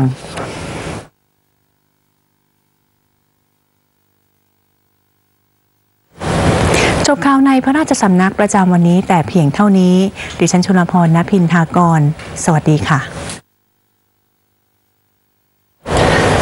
ส่วนท้ายข่าวภาคค่ำ NBT วันนี้ด้วยภาพความน่ารักของเจ้าชิงแพนด้าเลี้ยงวัย 4 ขวบนะครับภายในอุทยานสัตว์ป่าตามรับฟังสถานีวิทยุกระจายเสียงพระพุทธศาสนาแห่งชาติและสังคมคลื่นเพื่อการศึกษาพระพุทธศาสนาและวัฒนธรรมระบบ FM 104.5 เมกะเฮิรตซ์รายการต่อไปเป็นรายการศูนย์การเรียนรู้บ้านท่าร้องขี้ควาย ดำเนินรายการโดยพ่อหลวงสว่างธาตุอินจันทร์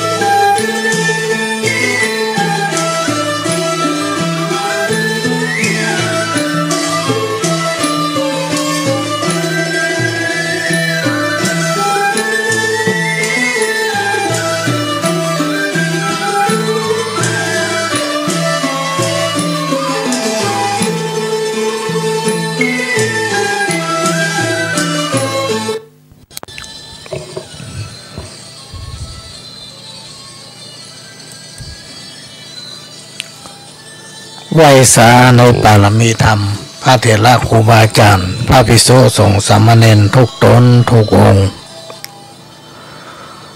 ขอสวัสดีพี่น้องต้อนฟังป้าน้อยป้านานป้าอุ้ยแม่อุ้ยที่รับฟังรายการจากสถานีวิทยุกระจายเสียงพระพุทธศาสนาแห่งชาติและสังคมขึ้นเพื่อการศึกษาพระพุทธศาสนาและวัฒนธรรม FM 104.50 เมกะเฮิรตซ์จากวัดฝายหิน วัดไฟเอ็นตั้งอยู่หลังมหาวิทยาลัยเชียงใหม่ตำบลสุเทพอำเภอเมืองจังหวัดเชียงใหม่และก็ขอกราบขอบพระคุณทำร้ายสถานีที่นำเอาเสียงรายการนี้เผยแผ่สู่พี่น้องท่านผู้ฟังทำทางหนึ่ง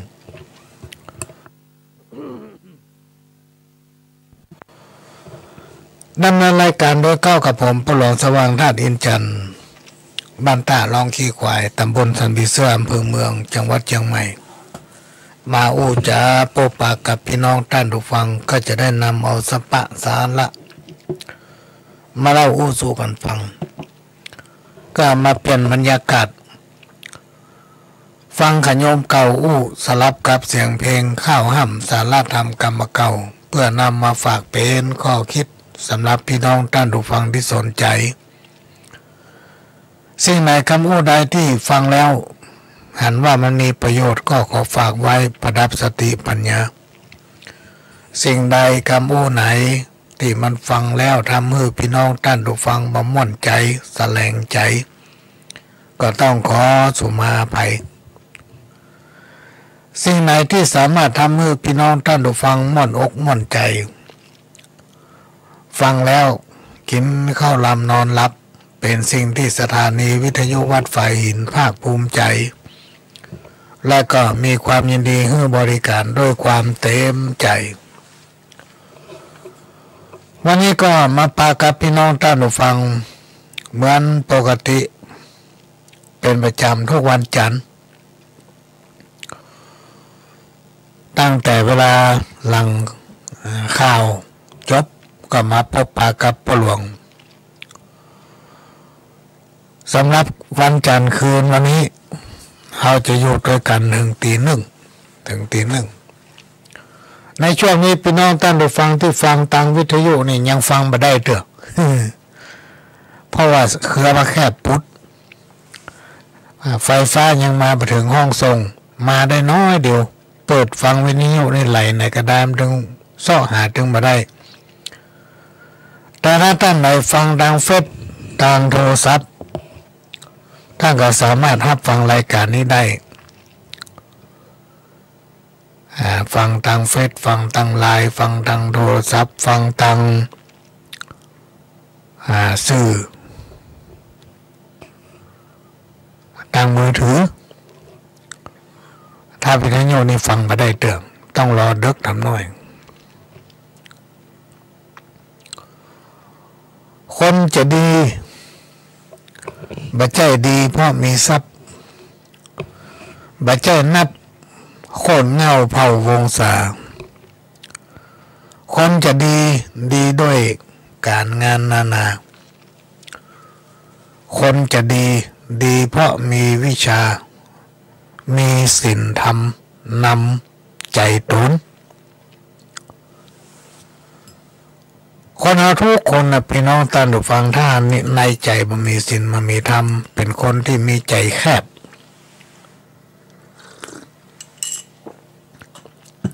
ครูบาอาจารย์เพิ่นบอกว่าคนใจแคบเป็นคนนำคนมาได้เพราะใจมันแคบ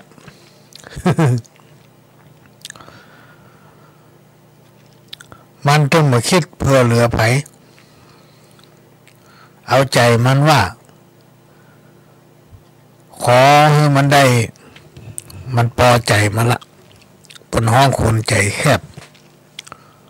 คนใจแคบเนี่ยนำไผ่กระตึงมาได้ถ้าไผ่เอาไปเป็นตัวอย่างมันกระตึงมาดีเพราะนั้นกำลังเพิ่มมาเก่าเป็นว่าคนจะดี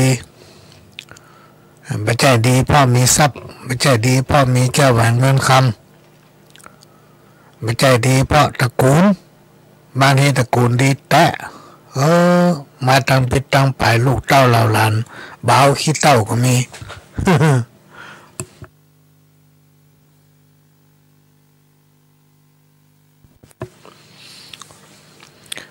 อันนี้ก็เป็นเรื่องที่นำมาเล่าโอ้สู่กันฟังรูปร่างกายบางงามต่ำจ้าซ้ำจ้าปากกาหลายอันแต่งตัวเลิศล้นไข่หื้อคนหัน ความโง่ของมันมีเต้าปลายก้อยซ้ำมาก้าวเรือตนแต่งเสริมเติมถ้อยเอาจนเลิศลอยเปียงฟ้าคนเรามันมีหลายประเภทพี่น้องท่านผู้ฟังบางประเภทพ่อรูปร่างหน้าตาบางงามหุ่นก็ถึงเหมือนเราแต่ว่ากำโอ้กำจ๋าความคิดความอ่านถ้ามันได้ไปจี้แน่ได้ไปแสดงความคิดหันไปฟังมันน่าฟังถ้าไปนำไปปรับปรุงและปฏิบัติตามทำให้งานนั้นสำเร็จโดยง่าย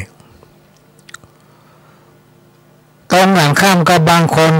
แต่งตัวเลิศล้นท่าทางดีภูมิฐานรูปร่างหน้าตาอาจหารแต่สติปัญญาบดีความประพฤติปฏิบัติกันดีมีประสบการณ์เพียงน้อยนิดถ้าไปฟังแล้วนำเอาไปคิดเอาไปใจมันถึงมาเกิดผลเพราะว่าคนประเภทนี้มักจะก้าวเรือตนลองสังเกตเถอะพี่น้องท่านผู้ฟังมีหลายที่จะมีคนอย่างนี้แต่งตัวดีใส่ผ้าใส่ครัวนี่เป็นกิบ โอ้กำโอ้กำจ่านี่โอ้หักไม้ตัวตรงหมดทันถ้าเราบอกว่าพฤติกรรมมันนี่เป็นหน้าดีเชื่อก็มีคนเชื่อแล้วก็สิบหายไปละหลายคน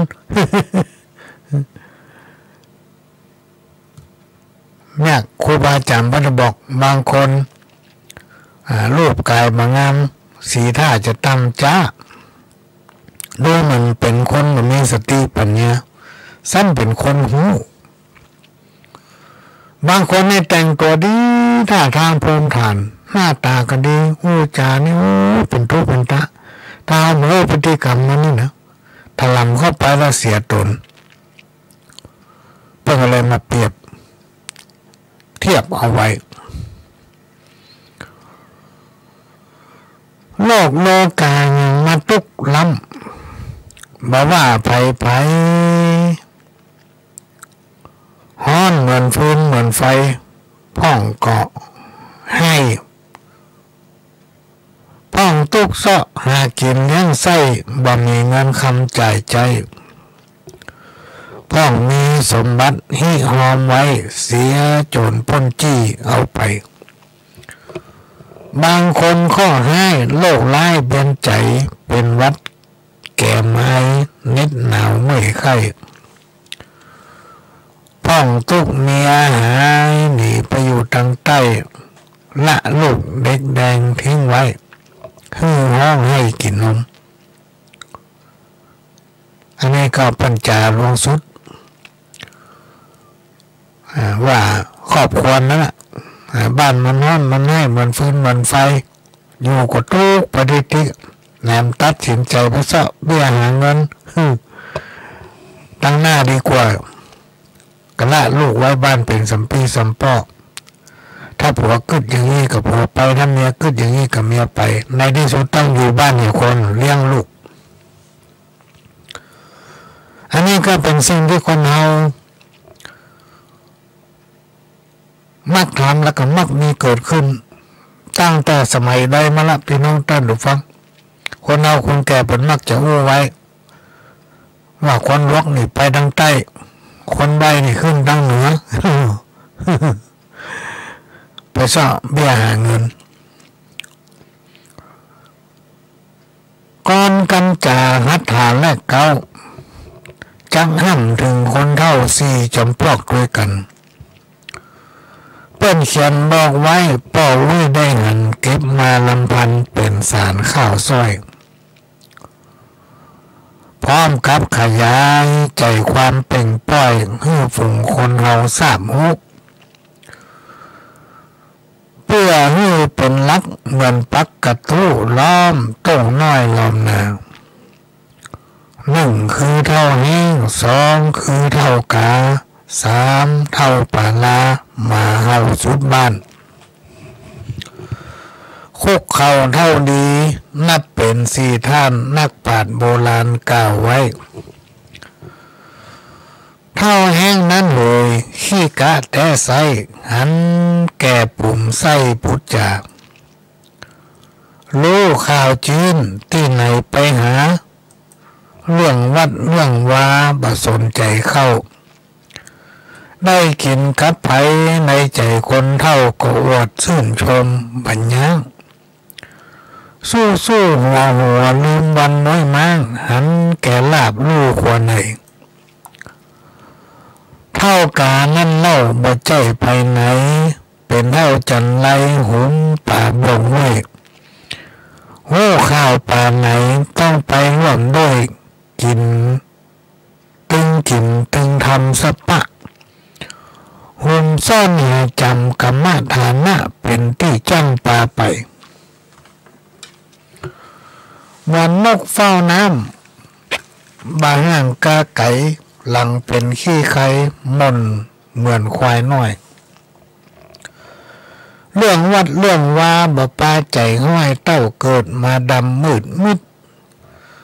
ส่วนเท่าปานลาเป็นเท่าน้ำปิดชอบตังลาบเล่าเมามันสุราน้ำปิดเต้าได้เต้ากันได้กินถึงวันชอบใจคนเท่าโอ้ข่าวมีไหนสุราน้ำเหล้าไหลตัวไปจูบักการกันเมาเหล้าแล้วพอเหือหัวล้านเหมือนน้ำห้วยยามหนองหันสาวทำยิ้มตามมนตามหมองเตียวต่ำกลางกองหมาเห่าตัวก้นเนี่ยไข่ห้องเพลงเสียงดังป้นบ้านเป็นเท่าตรงเตงนักเลงเจ้าชู้สอบเมาสาวน้อยปั่นไหวอันเท่าอย่างนี้เป็นห้าว่าเท่าซิบเท่าหายเป็นเท่าบดายโมฆะเปล่าจ้อยเสียทีเกิดมาปะพระยอดสร้อยเบาสินทำห่มตุ้มปาปะกรรมทำตัวลุ่มบอกกึดหอดห้องวันไหวเพื่อจะกึดหูก็พอดีตายจะตูระบายเปิดประตูท่าคุกเข่าเท่าดีสินทำจุ้มหน้าเปิ้นไขวาตาบอกไว้เท่านี้มีศีลมีธรรมแต่ไซมันนบกับไหวปุจจาเป็นเท่าดีล้ำกำพระพุทธศาสนาบุตรธิดาต่างจมจื่นสู้เป็นห่มโพกิ่งใบบรรลุลูกหลานเย็นในล่มพื้นเอากรรมฐานสำลานขึ้นผิวผ่องหน้าเจยบานคนเท่าอย่างนี้ที่เราต้องการคืออยู่ยืนนานพี่บานปกเก่าได้ไขขานตำนานคนเท่ามาพอสมควรมาให้แม่นทำถูกไปขอได้โคตรค่ายเป็นโตดย่าเป็นโตดป้อวันลุนขอวาดวางลงก่อนและนายโหยนี่จากของคุณแม่อำพรตันคำปวนบ้านสันกลางเหนืออำเภอสังกำแพงจังหวัดเชียงใหม่ได้เขียนส่งมาเมินวันนี้ก็เอามาอ่านเล่าให้ฟังก่อนที่จะนำเอาสปะมาเล่าให้สู่กันฟังเนี่ยพี่น้องท่านผู้ฟังวันนี้เราจะอยู่ด้วยกันถึงตีหนึ่งเมื่อวันน่าจะเป็นวันที่ผ่านมาเนี่ยได้เปิดธรรมะประยุกต์สุด2เรื่ององค์คุยมันกับใจของหลวงพ่อพระครูโสพลค้างไว้วันนี้ก็จะมาเปิดให้ฟังต่อจากเมื่อวันอาทิตย์เนอะต่อจากเมื่อวันอาทิตย์แล้วกันเดี๋ยวก็มาปะกันถ้าภายไลไปฟังดังวิทยุตอนนี้ฟังไม่ได้ตัวคือว่าแค่มันปุ๊ด ไฟปั้นถึงห้องทรงจ้ะแต่ถ้าไปดูทางเว็บ ต่างๆอย่างนี้สามารถฟังได้เลยฟังตรงโทรศัพท์ทางอย่างนี้แต่ถ้าท่านไหลทางวิทยุยังบอกออกเตือนเพราะว่าไฟมันไปไม่ถึงสายว่าแค่ปุด ฟังองคุยมันกับใจต่อพี่น้องท่านผู้ฟังต่อจากเมื่อวาที่ผ่านมาก็เดี๋ยวก็มาปากันใหม่เชิญครับอหิงสกะก็ดีใจมันดีใจว่าเธอดีใจว่าเธอจะสำเร็จงั้นเลยก็ได้เฮียนแล้วไปสำเร็จอยู่นะมันบอกมันมีอยู่อย่างหนึ่งที่เขาว่านะมีหันอย่างหนึ่งเนี่ยน้อยหูน้อยหันเนี่ยแล้วน้อยปากก็ได้เนี่ยมันมีหันอย่างหนึ่งเธอจะทำไม่ได้ถ้าเธอทำได้นะตระกูลของเธอเนี่ยจะมีหน้ามีตาโอ้คนจะเรื่องจะลืมนี่จะได้อาจารย์ก็แต่งนี่อย่าบอกให้มันก็บอกง่ายๆก็เลยบางคนเอามันเป็นอย่างนั้นหรอกเสื้อเขาหันอย่างในตรงเสื้อขอก้อยขอปิดที่นะ มีลายหนึ่งหรอกมูลีพระจันทร์น่ะมูลีพระจันทร์มันเปลี่ยนกองใหม่อ่ะเพื่อนมาถามมูลีเนี่ยเอาไปโลกเนี่ยปิดไว้ลู่อยู่ตรงเสื้อพระชีกอ่ะเอาไปมาหรอกมูลีพระจันทร์อันนี้คนเอามันหลอมร้อนมันแค่หันนะแค่หูนะหูอย่างมันบอกนะบอกว่าคิงเถื่อมันพูดกินบุรับนอนบุรับไอ้เจ้ากุมารอหิงสกะออกให้หูแหละเรื่องไปไม้ได้เอาเข้าอาจารย์ก็เรียกว่าแกบอกว่าที่เธอจะทำไม่ได้นะเธอจะเหาะเหินเดินอากาศไปได้นะคือมีอยู่อย่างหนึ่งจะต้องหานิ้วมือคนเอามายกขู่ได้1,000 นิ้วก่อนนะเนี่ยเธอจะทำมาได้เพราะเธอนะเป็นคนมีเมตตาธรรมอหิงสกะว่าตระกูลผมนะประเบียดเบียนไผ่อหิงสกะแปลว่าไม่เบียดเบียนใครผมก็ทำมาได้อาจารย์เมื่อทำมาได้ก็แล้วไปประจ้างยืนได้แล้วถ้ายังคิดถึงพ่อถึงแม่อยู่ยังก็อยู่ก็คือทำได้เอานอนพิจารณาหลายครบหลายข้ามหลายคนเกิดมาถึงเตื้อจะต้องเอาจนได้ฮอกเหินเดินอากาศได้ก็เลยมาบอกคืออาจารย์ผมรู้แล้วว่าไผ่พ่องจะเอานิ้วมือมันกบได้ถึง1,000 นิ้วอย่างเกณฑ์ก็สัก10 นิ้วนะมันก็ต้องตายแล้วเขาต้องบุกมันเนี่ยตายโดยบ่มีเหตุตายยังฉลาดนะอาจารย์เราต้องมีโทษละเพราะมันหู2 คนหรืออะไรนี่อันนี้มันไปทำอะไรไปทำโอเทียนไร้ทารุณอะไรรักฐานมันไปซอกอกนิ้วมือเพื่อนเนี่ยอาจารย์เรามาฮับหูแล้วเอานิ้วมือมาอย่างลมฮับหูเนี่ยมันตายด้วยมีโทษนะอาจารย์ก็ล็อกขนาดนะลองพิจารณาความล็อกของคนเนี่ยเหนือฟ้ายังมีฟ้าเหนือที่ตูนนี่มีกระแจมือเหนือฟ้ายังมีฟ้าเนี่ยมันลึกลับนะท่านทั้งหลายธรรมะนี่แร่งฟังแร่งม่วนตลอดเลยจริงๆนะไม่ใช่โกหกโกลมไม่จะเอาสินค้ามาขายมันแร่งฟังแร่งม่วนอาจารย์ก็ลึกลับขนาดนั้นในที่สุดก็เลยตกลงองคุลิมานจะเป็นองคุลิมานหรอกองคุลีแปลว่านิ้วมือหรอกมานี่แปลว่าผู้ประจนผู้โหดเหี้ยมร้ายทารุณเป็นมารเนี่ยคือว่ามารสังคมมารไอ้อย่างหัว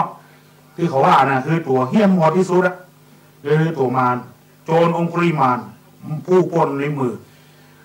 ก็หาวิธีแหละจะยกโคยกปลาลูกจะเหาะเหินเดินอากาศเชื่อกันมาจากหนุ่มครูบาอาจารย์นี่เป็นคนที่เพิ่นยกย่องสรรเสริญนะโอ้มหาบดีนี่พ่อแม่ด่าบกลัวนะไปกลัวครูบุญมันจะมีสิอย่างเนี่ยขณะปราบปรามโจรได้นะครูบาอาจารย์นี่นะเพราะน่าเป็นที่น่าเสียใจครูบาอาจารย์บางคนนี่ทำตัวบ่ฮือลูกศิษย์ลูกหาได้เขาโลกนับถือกูเป็นน่าเสียใจทั้งที่เขายกย่องอยู่แต่ในสมัยนั้นเพิ่นเป็นอย่างนั้นก็มีเรื่องลงหนังสือพิมพ์มีคนภาคกลางเนี่ยเปิ้นลงเรือหรอกข้ามฝากไปฝากมามันจะมีถนนอย่างบ้านเฮาเนี่ยมีแต่ว่ามีเป็นที่นะมันจะมีใช่ไหมวันนึงว่าข้ามมาเปิ้นไปจ่ายตลาดคนก็ทำการทำงานเด็ดกลับเข้าบ้านก็เปิ้นลงเรือกันหมดเรือพายลงเรือฝ่ายทีนี้เปิ้นลงเรือจะออกแล้วเปิ้นก็แก้เชือกเล็กกันเนาะแล้วมีละอ่อน2 คนอยู่ อยู่ท้ายเรือมันเสียงดังออกมาละยุดนี่คือโจรกำลังจะปฏิบัติการปล้นนี่ละอ่อนกำลังจะปล้นมีสองคนมันบอกว่าหยุดนี่คือโจรกำลังจะปฏิบัติการปล้นมันว่าทุกคนอยู่ในความสงบห้ามขยับขยื่นมันก็จักมีดออกมามุสลิมแล้วมีคนหนึ่งเกินคนกลางคนอายุประมาณสัก50 ปีได้ยินเสียงนี้จำก็นี่จะได้โจรกำลังปล้นคนอยู่ในอัน20 กว่าคนนี่จะเป็นเหยื่อของโจรหมดก็เลยเอิ้นไปเสียงนี้ฉันจำนะฉันจำว่าเป็นเสียงของนายจ้อยใช่หรือเปล่านายจ้อยก็จำเสียงได้เหมือนกันอันนั้นของอาจารย์พลใช่หรือเปล่าใช่เธอกำลังจะทำอะไรลูกศิษย์ของอาจารย์บอกกองว่าแดงอี้กันอ่ะมันจำเสียงอาจารย์มันได้ครูมันได้2 คนมันบอกว่าขอโทษอาจารย์ป้ากันวิทย์ลงเรือหมดหมู่อยู่ในเรือนั่นสามารถรอดจากอันตรายทั้งปวงเลยทรัพย์สมบัติของเราไปเสี่ยงสิอย่างอันนี้เกิดจากครูบาอาจารย์เนี่ยมีประสิทธิภาพเพราะฉะนั้นลูกศิษย์ถ้าอาจารย์ว่าจะได้ลูกศิษย์ก็ถึงว่าอย่างนั้นถ้าอู้ถึงอาจารย์ไทยเขาเนี่ยแล้วก็คนที่เฮียนก็คือคนไทยเขานี่พ่อแม่เขาสอนอย่างนั้นถ้าไปสอนคนอย่างอื่นไม่ได้ความเพื่อนไม่ได้สอนเรื่องกตัญญูอย่างเนี้ยก็มีลูกศิษย์อาตมาเป็นครูนะเป็นเจ้าเขาไปสอนนักเรียนบนเจ้าเขามันสอนนักเรียนบวกเลขคณิตศาสตร์เนี่ย2 บวก 2เป็น4นักเรียนท่องอยู่ก็จำ2 บวก 2เป็น4 2 บวก 2เป็น4แต่ว่ามันเปลี่ยนหนังละมันเขียนเลข3ไว้เลข1บวกกันนักเรียนดูกระดาษนี่นะ3 บวก 1เป็น4นักเรียนพอหน้ากันงงหน่อยครูนี่บอกเงาบักแต่ว่า2 บวก 2วันนี้3 บวก 1เป็น4นะนี่มันด่าครูบอกมันเนี่ยมันก็บอกเรื่องว่าครูบอกนี่มันจะเป็นกรรมดีมาดีมันเข้าใจเพราะมันเฮียนมาจะได้เฮียนเป็นอย่างนั้นเนี่ยเป็นอย่างนี้นะก็มีละอ่อนมุสลิมอยู่โดยวัดโดยตุลุงมันห้องก็ห้องปล้นโดยบอกว่าอาจารย์อย่างเขาหมามาปล่อยกี่ตัว3 ตัวครับเป็นหมาอย่างหมาไม่ยิงวะ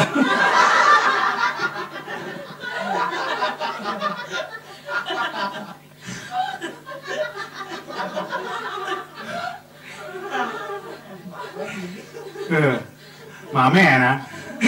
ว่าหมาไม่ยิงมันก็บอกว่าคำบอกเนี่ยมันอย่าว่าดีเส้นอย่างมาอะไรอย่างอันนี้ก็เป็นอย่างนั้นนี่ครูบาอาจารย์ก็บอกคือองคุลิมานคงมันก็ลงมือปฏิบัติการเลยบางทีกับมันสมองอย่างนี้อู้ไปอู้มากับเอามีดนะไอ้บุ๋งเรื่องของเราหรอกเอามีดเราดินสอกับมีดอย่างก็ประมาณก็พอเผลอมากับกกนิ้วมือแบบนี่โกยมือเขาก็ล่นมันก็ได้จาก1เป็น2จาก2เป็น3เป็น4เป็น5เอาละเอาเขาลือไปหมดแล้วเนี่ยขโมยอยู่ที่ไหนจนอยู่ที่ไหนก็ถึงหูหรอกหูเรื่องหูเรามูที่จังกาขายยาเสพติดนี้กาน่ะกาอาวุธเถื่อนนี้กาหรือว่าสมขอโทษเด้อกาไม่เนี่ยไม่ยิงนี่กาเปิ้นอยู่ในบัญชีของตำรวจมัดสายรับเพิ่นมีหมดเขาบุ้งรู้สึกตัวอะไรถึงวันเนี่ยเขิมเขาทำได้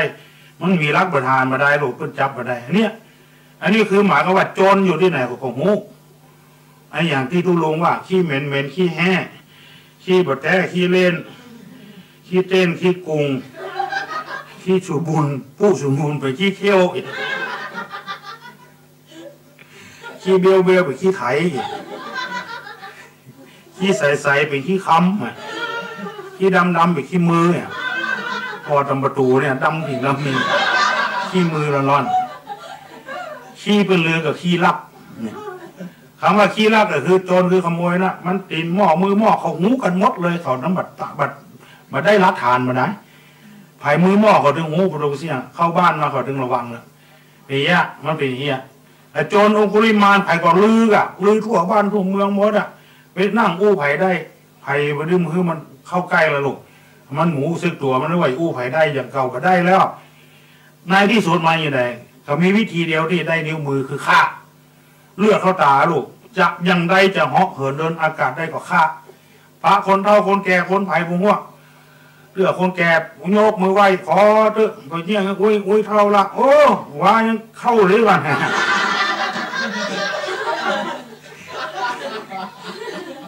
ฆ่ามาละ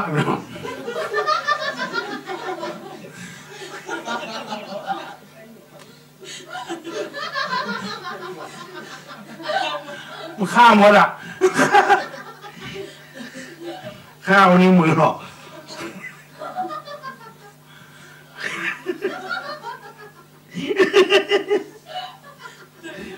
ฆ่าหมดอ่ะเอาเข้ามันจะได้เกินปันน่ะเพื่อนจะเอาปันนิ้วน่ะมาเพราะว่ามันหลงลืมลูกฆ่าเราขว้างข้องใจประสาทมันดีละนึกน้ำพละนักเข้าไปถึงเมืองเนี้ยเมืองพญาปเสนทิโกศลนี่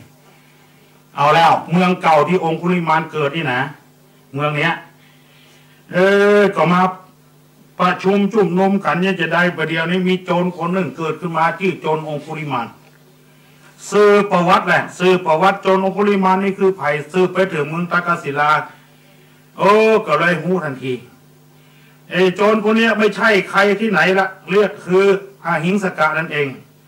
ประเดี๋ยวนี้มันเป็นโจรนะเนี่ยหมอเมื่อก็ทายแม่นนะไผ่ว่าหมอเมื่อถ้าแน่ก็ดูดวงตัวเก่าก็อย่างเงี้ยเขาว่าคือเพิ่นมาได้นะจริงๆนะคือมันเลขมันอย่างมีคือมันไม่ใช่เป็นพอรหันมันก็ว่าตามเลขตามสอนเนี่ยทุลุงก็ดูพร้อมไม่ใช่มาดูเนี่ยหามือจับมาดีหากำลังใจเขากันเนาะมันถ้ามันแน่มันก็ซื้อหวยคนเดียวมันถูกคนเดียวถ้าดวงตัวบดีซื้ออย่างไรก็ถึงถูกนะขณะเป็นลูกเศรษฐีตอนหลังมาเป็นญาติโจกกับพ่อไอ้เนี่ยเพราะดวงเนี่ยนะอย่าไปรับได้นะว่านะขอบอกเลยเด้อเป็นลูกจ้างมันได้กลับมาเป็นอาเซียเป็นเท่าแก่ก็มีเนี่ยคือเกี่ยวกับดวงมันก็หลายอย่างมาผสมกันเนี่ยจะเกี่ยวกับดวงเนี่ยเป็นจริงๆเลยจะเป็นโจรเนี่ยที่พยากรณ์ว่าโจรราชสมบัติหรือโจรธรรมดาเราเป็นโจรธรรมดาเนี่ยไล่ฆ่าเอานิ้วมือคนซดแล้วไปเผาเอาแล้วชาวบ้านชาวเมืองในเมืองนั้นก็กระวนกระวายแล้วโจรองคุลิมานกินก็มาล้ำนอนก็มารับเนี่ยเวียกเนี่ยการก็เนี่ยมาได้ถึงเป็นตีนเป็นมือเนี่ยมาถึงมาออกเอ็กซ์ไซส์วันหนึ่งพระพุทธเจ้าของเราจะไปบิณฑบาตหรอกก่อนถ้าบิณฑบาตนะเปิ้นจะตอบปัญหาเทวดาก็เปิ้นจะพ่อไปนั่งพ่อว่าคนใดคนดีโปรดบ่ดีโปรดคนใดตกทุกข์ได้ยากอย่างใดก็คนดีโปรดพระองค์มาพิจารณาก็นั่งภาวนาพอภาวนาเสร็จแล้วปากก็ว่าองคุลิมานเนี่ยมาอยู่ในข่ายของพระองค์ข่ายตาเลยคนนี้สมควรจะไปโปรดมันแล้ว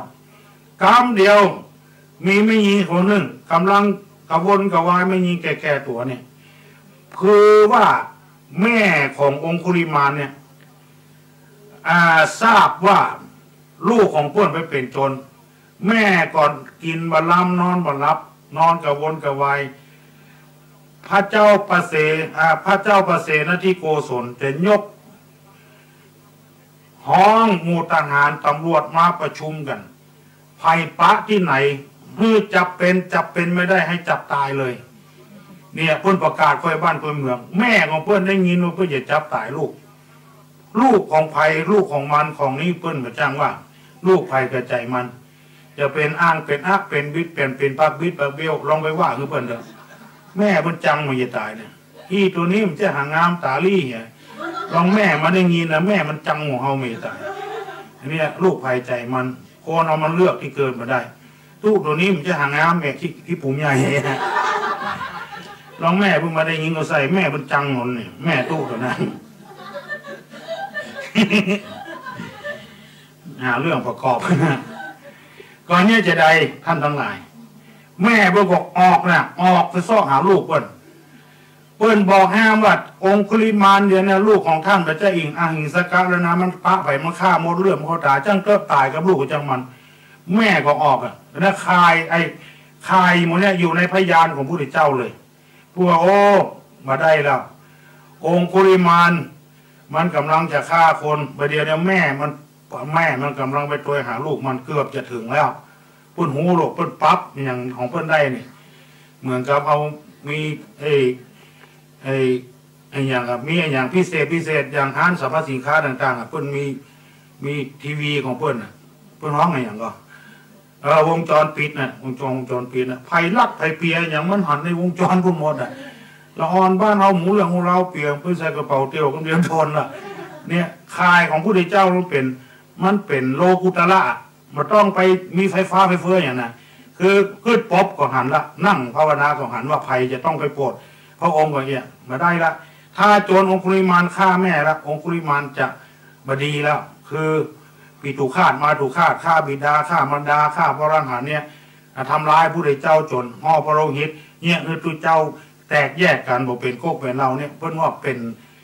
อนันตริยกรรมกรรมมันหนักที่สุดห้ามสวรรค์ห้ามนิพพาน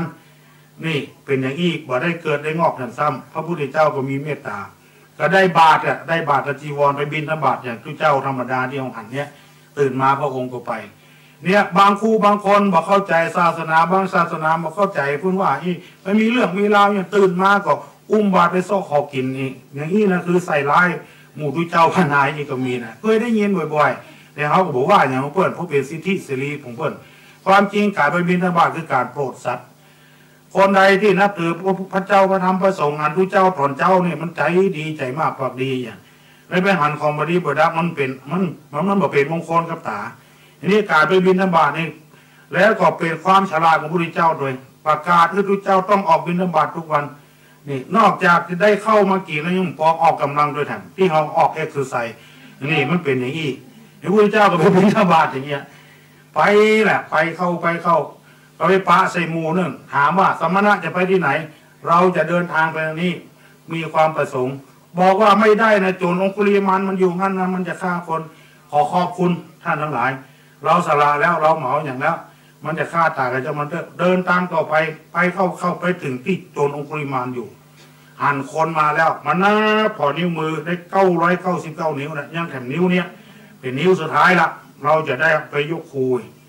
หานพระพุทธเจ้ามาก็รับต้นไม้มาอยู่พระพุทธเจ้าล้ำไปน้อยเดียวก็ดาบไล่ฟันไล่จะได้ก็ถึงหมดดันฟันจะได้ก็ถึงหมดถูกมันนี่เป็นเพราะพุทธอภินิหารเอาไปว่าเอาโม้เขาก็ว่าไปได้เพราะมีอภินิหารอย่างเพื่อนเอาไปได้เห็นในขณะนั้นอาจจะมีจริงจนอิดจนอ่อนในที่สุดมาก็อดไปได้ก็เอิ้นสั่นเอิ้นห้องหยุดก่อนสมณะคือสมณะนี่แปลว่าพระเจ้าน่ะเนี่ยบางคนบอกเข้าใจว่าไปเรื่อยก็มีนะแม่อุ้ยคนหนึ่งทุเจ้ากำลังจะกินข้าวอยู่มาเข้าไปใกล้เนี่ยขอบุกหัวสมณะก็มองเนี่ยบุกหัวทุเจ้าเนี่ยสมณะหยุดก่อนสมณะพระพุทธเจ้าว่าโยมเราหยุดแล้วทำไมวิ่งโล่งไปทางไปนะเราหยุดแล้วที่เขาห้องโจรกันมาตัวเราหยุดแล้วเลยดีแต่ฐานนั้นสิไม่หนิ่งได้ห้องแต่ยะห้องนักเรียนเคยเล่าแต่เหมาะมาทุเจ้าอย่างห้องเพลงแต่เหมาะคือมาเป็นเครื่องประกอบนิดหน่อยตัวเราหยุดแล้วแต่ท่านนั้นไม่หยุดเราวิ่งเหงื่อพอออกแล้วท่านว่าเราไม่หยุดท่านเดินท่านวิ่งทำไมท่านหยุดเราหยุดจากการทำบาปด้วยกายในวาจาวาใจ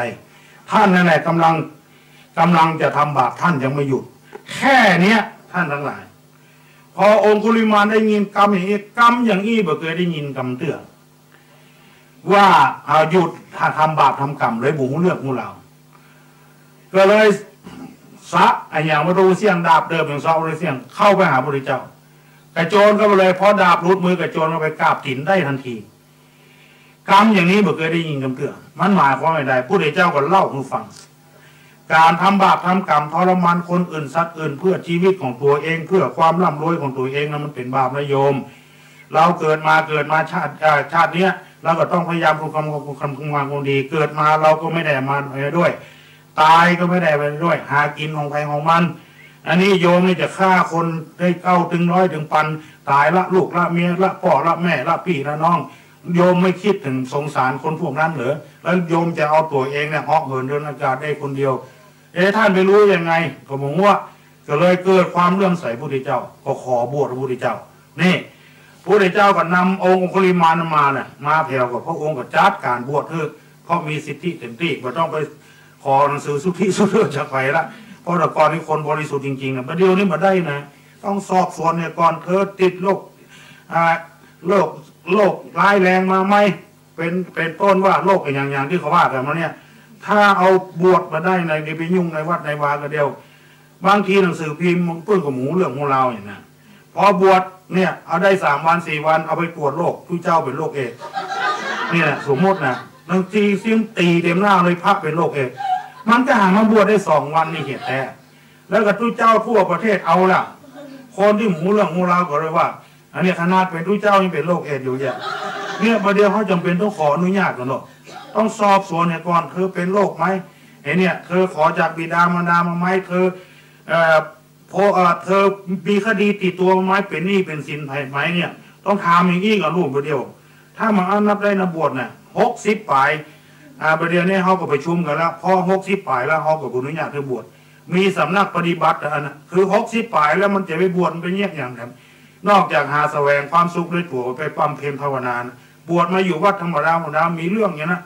ขังโกแคบหมูกินส้มเพื่อข้าน้อยขยมเก็บไว้จนคนเน่าพอบวชเนี่ยเดียวนี้ตู้ลุงจังเขาละเขาถึงโหถ้าได้ยินนี่ก็ถึงทำเป็นนะเอาบวชแก่แล้วเขาบวชนี่อย่างบวชสงบก็ต้องไปบวชป้อมเพลภาวนา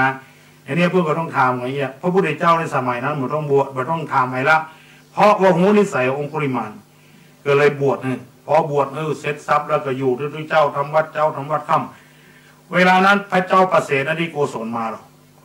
ขี่ม้ามากายหน้าวัดคนดีจะไปนมัสการขอน้ำมุกน้ำมนต์กับพระพุทธเจ้าให้ก่อนเพื่อจะไปลบศึกคนเดียวทหารนี่เป็นปั้นพุ่นดู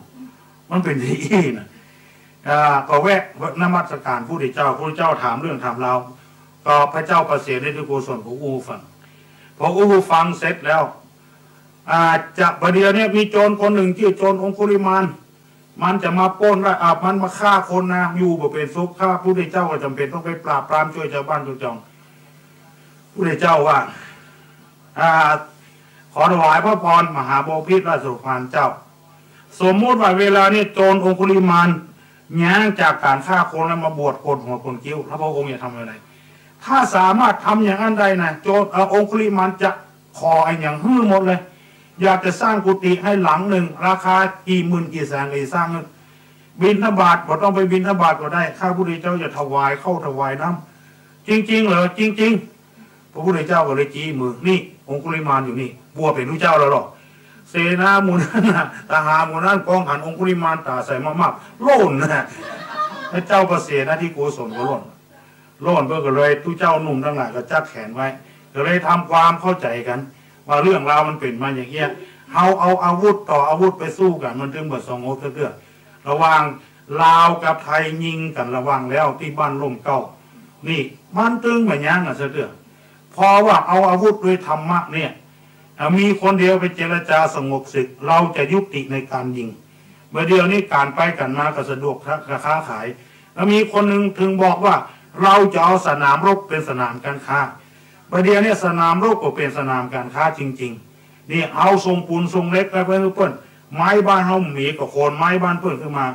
เจ้าบ้านเจ้าเมืองเขาบอกได้มองความดีของรัฐบาลในแง่นี้หรอไปมองในแง่อย่างพี่เบาหัวเหี้ยก็เลยว่าเพื่อนบดีคนจะล่าเอาได้อย่างนี้คือมองในแง่ก็ดีสงบเพราะอย่างนี้เพราะป่าเพราะคุณธรรมต่างคนมีคุณธรรมแล้วพระพุทธเจ้าก็สอนอย่างเงี้ยสอนตอนนี้ไปขอจะไปเบียดเบียนซึ่งกันและกันมันเรื่องแล้วก็แล้วไปองคุลิมานพวกก็ขับใจได้เพราะนั้นเอากูคนถ้ามันจวดจ้าสามารถด้วยกายด้วยปากด้วยใจเขาก็เขาก็แก้ตัวได้เขาก็สามารถขับใจได้ที่สุดวิธีขับใจได้นี่จะได้คือหนึ่งถ้าหากเราเป็นคนบ่มีเมตตาทำคนพอคนในแง่ได้มองคนในแง่ได้คือมีเมตตาทำกับมันเนี่ยอย่างคนที่มันปนคุกปนคอกออกมาเนี่ยจะไปรังเกียจมันสุมาเถอะละอ่อนไม่หยาไม่ยิงมันหลงอกหลงใจมันเพื่อนชวนมันไปทำบดีประดับมันกลับใจมาเข้าบ้านเขาจองเขาบอกควรผูกนี่ผูกฝืนมันจะไปรังเกียจเพื่อนพ เพราะว่ามันหลงไปแล้วองคุลิมานโคนอันนี้ชั่ว7 ทีดี7 ผลเนี่ยทุเจ้าบดีตนเดียวก็ได้แต่ยังมีทุเจ้าถึง300,000ปลายก่อนยังดีอยู่เนี่ย บางทีเพื่อนอาจจะดีก็ได้บดีก็ได้เขาบุหูเรื่องหูเราเนี่ยมันกลับใจได้เขาก็สามารถกลับใจได้เนี่ยถ้าทำอย่างนี้ได้นะคนเรามันจะดีขึ้นมาต้นไม้ต้นตอกที่มันหักมันอย่างเขาก็มาตัดมาอย่างที่เขารวยกับต้นไม้ก็เพราะเขาหูนิสัยต้นไม้ตัวเองตัวเขาเองก็ต้องหูนิสัยตัวเขาอันใดที่มันเป็นโรคภัยไข้เจ็บมาเบียดเบียนก็มีเมตตาธรรม2คือมีสมาชีวิตาคือประกอบอาชีพได้ก็เอาบ่ได้ก็มาเอาอย่าไปชกชิงวิ่งราวลักจกอย่างของเพื่อน3คือมีสันโดษยินดีถ้ามีผัวก็คือมีผัวคนเดียวเนี่ยเมียก็เมียคนเดียวเดียวอย่าไปมี2 คน3 คน4 คนเนี่ยมันความเดือดร้อนแล้วเขาบอกกับใจเขา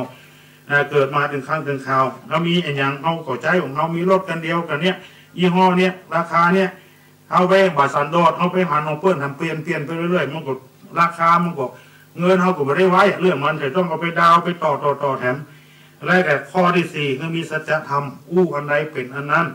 คือมีความซื่อสัตย์ซื่อตรงไปก็ว่าไปมาก็ว่ามาเป็นจะได้ก็เป็นจะได้นี่บางคนหากินมันมาได้ก็มีสัจจะวาจาเนี่ยบอกเพื่อนว่าจะไปทำเพื่อนราคาดังนั้นเลยไปทำเบิกเงินเพื่อนผู้เสี่ยงละโอ้บอกไปเนี่ยเพื่อนสัจกรรมเนี่ยมีสัจจะวาจาและอันสุดท้ายคืออันที่5คือจะไปประมาทในชีวิตตั้งตัวไว้ในทางชอบอปมาทธรรมคือความอประมาทสิ่งที่ทำมืดคนอประมาทนั้นมันมีอยู่ยาเสพติดชนิดต่างๆเนี่ยประมาทเลยทีเดียวบางทีไล่ฆ่าพ่อฆ่าแม่ก็มีบัดไล่ฆ่าเลยก็มีพ่อแม่จะพ่อตายก็ลูกก็เต้าก็เพราะประมาทในชีวิตไปกินยาเสพติดสูบยาเสพติดถ้ามาได้กินมาได้สูบหันพ่อหันแม่เป็นไอ้อย่างเป็นงัวเป็นควายไปเห็นแล้วไปขอเงินขอทองพ่อแม่บ่ฮื้อก็ฆ่าพ่อฆ่าแม่เนี่ยเพราะว่าเหล้ายาปะปิ้งนี่มันจะทำมือคนประมาทได้ป้าก็ด่าได้แม่ก็ด่าได้ทุเจ้าก็ด่าได้แพ้ก็ด่าได้หมดละจะไปประมาทในชีวิตจะไปเผลอมันอยู่ในขวดมันมีราคาเหมือนเท่าใดแต่คนมันมีราคาหรือเพื่อนไว้นะอย่าไปฝากตัวเอาฝากใจเอาไว้กับสิ่งเหล่านั้นมันกินแล้วมันเกินลงไปบางคนจนแก้ปวดท้องเสื้อนี่ออกหมดหรอกที่โรงเพียบปวดท้องปวดเสียงมันเกินลงไปมันประมาทนะเนาะ3 คนน่ะ3 คนนะหมูจะเดือนสักคนก็เพราะเล่าเนี่ยประมาทเตียวต่างโดยกันลูกอยู่ต่างจังหวัดคนหนึ่งต่างจังหวัด2 คนอยู่ในจังหวัดเฮานี่คนไปทำงานด้วยกันเนาะ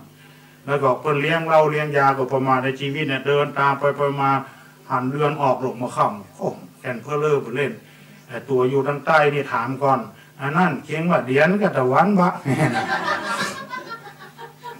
ไอตัวที่อยู่ใกล้ๆก็ว่าอันนี่ฮาว่ามันใจเดินว่าฮาว่าตะวันมันใจเดินเนี่ยบ้านอย่างหมูไอ้เนาะโอ้เดียนอย่างออกตะวันอย่างออกเมื่อคืนเนาะหมอนึงว่าตะวันหมอ1 เดือนไอ้คิดว่าเดียนก็ตะวันเขาว่าตะวันว่ามันใจเดินนี่ตะวันอย่างออกเมื่อคืนเนี่ยเที่ยงกันฮะมาจ้างมาย่างแต่คนอดไปได้ทำสู้เที่ยงห่างก่อนปะเพราะปัญญาเก่าก็เดียวก็อันนั้นนะข้าว่าเดียนแต่มันว่าตะวันแน่แล้วอ้ายว่าอย่างพอรู้หาไปหูจะได้ไปทำห่างปัจจัยเจ้าบ้านนี้รู้ปะก็ดูก็เดือนวันมันอย่าน้อยอย่างไรมันก็เดือนแกงเดียวกันนั่นแหละเอาไปทั้งมืดอ่ะประมาทขนาดนักอ่ะเพราะเล่าตัวเดียวเนี่ยเป็นต้นเหตุเนี่ยแกะบะตอมเสื้อไปใส่หูบะตอมเที่ยวตรงนี้มันประมาทเนี่ยเพราะฉะนั้นจะไปประมาทคุณธรรมที่จะทำใจเขาดีเขางามแล้วดึงเข้ามาสู่ที่เก่านั่นนะเขาก็เจริญตามเนี้ย1มีเมตตาธรรมอย่างองคุลิมานะถ้ามันมีเมตตาธรรมนิ้วมือเปิ้นก็มาเขากุศลาอย่างเดียวกันนะถ้าเขาใครเขาเหินเรื่องการมากกนิ้วมือเขาจะเจ็บเกาะเนี่ยแค่เนี้ยมันอุปธรรมละมันลืมไปเลยมันก็อันเนี้ยตัวเนี้ยยังเป็นเหตุที่มันมีเมตตาธรรมถ้ามีเมตตาธรรมคราวแรกคนก็ต้องเดือดร้อนเนี่ย2คือมีสมัชชีวิตา ทรัพย์สมบัติของเพื่อนกับของเฮามันก็เสียดายอย่างเดียวกันเหรียญ25เหรียญ50ของเฮากับของเพื่อนมันก็มีราคาเท่าเดียวกันโลกเครื่องของเพื่อนกับของเฮามันก็มีราคาเท่าเดียวกันทีวีวิทยุอย่างก็มีราคาเท่าเดียวกันแล้วของเพื่อนไปขายถูกขายห้ามันเสียดุลการค้าต่างประเทศนะบอกสื่อนะเนี่ยทีวีเครื่องนึงเป็นหมื่นก็มีเอาของมูเดียวมาขาย2,000เห็นได้มันเสียดุลการค้านะอันเนี้ยคือเขาต้องประกอบอาชีพหาตามกินตามไร่อันเนี้ยพอเป็ดไก่หมูหมามันก็หากินตามไร่มันมาลักประโยชน์ของไฟโคนเอานี่ก็คือตั้งอยู่เนี้ยคือมีความสันโดษคือมีสัจธรรมซื่อสัตย์ซื่อตรงอย่างว่าจะได้เป็นอย่างนั้นแล้วก็นอกไปจากนั้นก็คือมีความสันโดษยินดีด้วยของมีอยู่กินอย่างนี้ใจอย่างนี้ไปก็มันมีความสุขอย่างท่านเจ้าคุณเทพเป็นว่าเป็นอยู่เท่าที่มีดีกว่าเป็นเศรษฐีเงินกู้เนี่ยเงินกู้นี่มันเป็นเศรษฐีได้ก็ถ้ามันมีความสุขแล้วในสุดท้ายก็มีอย่าไปมีอปมาทธรรมคือความไม่ประมาทปะมาโทมัจจุโนปะทังความประมาทเป็นทางแห่งความตายเซตรายไหนรายนั้นท่านได้ฟังการผ่านไปพี่น้องท่านผู้ฟังองค์คุริมานต่อจากเมื่อวันอาทิตย์ก็จบไปขณะนี้พี่น้องท่านผู้ฟังก็กำลังรับฟังรายการสาระสัพพะจากสถานีวิทยุกระจายเสียงพระพุทธศาสนาแห่งชาติและสังคมขึ้นเพื่อการศึกษาพระพุทธศาสนาและวัฒนธรรม FM 104.50 เมกะเฮิรตซ์จากวัดฝายหินวัดฝายหินตั้งอยู่ตำบลสุเทพอำเภอเมืองจังหวัดเชียงใหม่หลังมหาวิทยาลัยเชียงใหม่นำรายการด้วยก้าวกับผมประหลวงสว่างธาตุอินจันทร์บ้านตาลองขี้ควายตำบลสันพิเสื้ออำเภอเมืองจังหวัดเชียงใหม่มาอู้จ้าพบปะกับพี่น้องท่านผู้ฟังวันนี้เราจะอยู่ด้วยกัน1 ตี 1สำหรับท่านที่ไลน์มาถามวันนี้มาจัดรายการก็ฟังทางไลน์ทางเฟซได้แต่วิทยุยังฟังไม่ได้เพื่อเพราะไฟตกไฟเข้าไปหาห้องส่งน้อยเดียวก็ต้องใช้เวลาบ่เกินวันพุธอยู่ในเมืองมันเป็นอย่างนี้พี่น้องท่านผู้ฟังไฟฟ้าคนเดียวก็มานักคนเดียวก็มาน้อยมันใจนักมันรู้กันใจ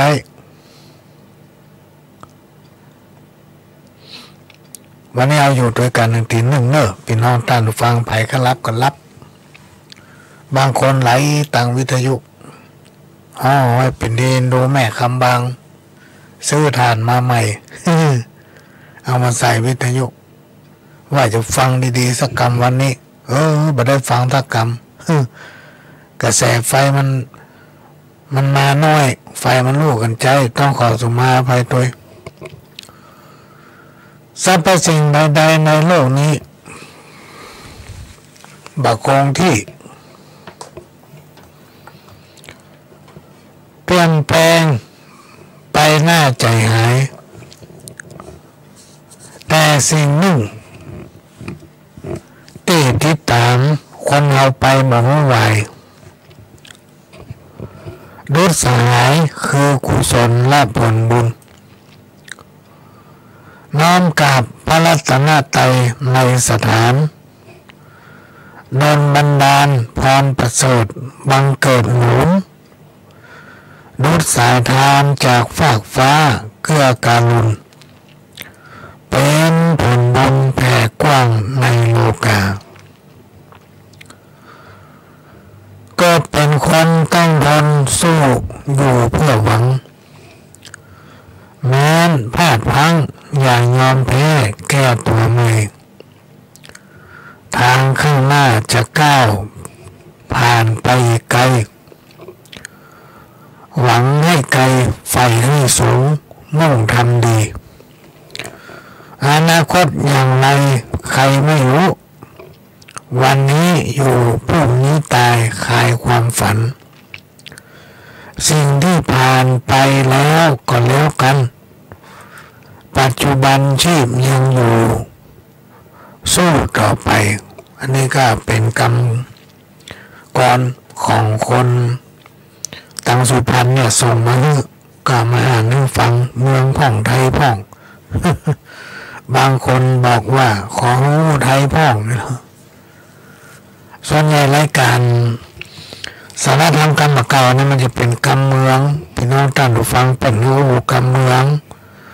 ถ้ารายการหลายๆรายการบอกว่ากรรมเมืองไผจะมาโอ้ให้หรอกในช่วงนี้ก็จะเปลี่ยนบรรยากาศให้พี่น้องท่านผู้ฟังได้ฟังธรรมะ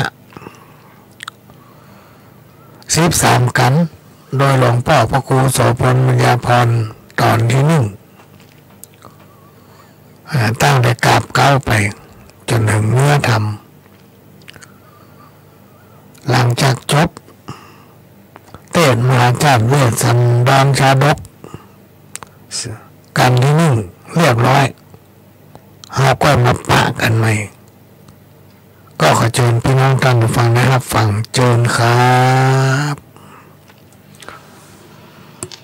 สุ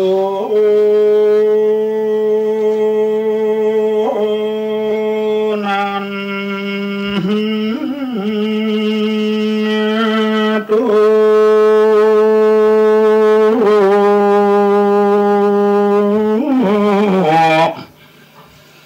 พลต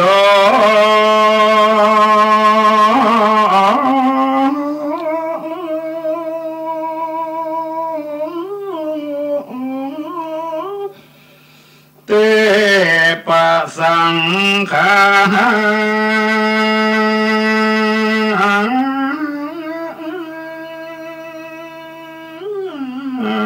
โย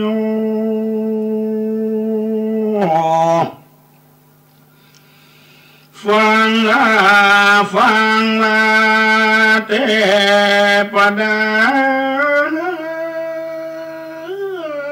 มวลหมู่ขอเจิญทาแล้วอยู่ได้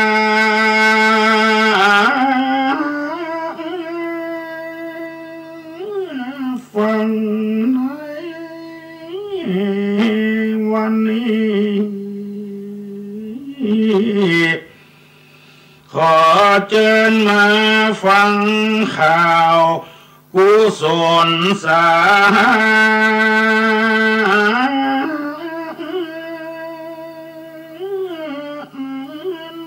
อันศรัทธานักบุญนักทานยิ่งใจใหญ่น้อยมานั่งโดยความสงบ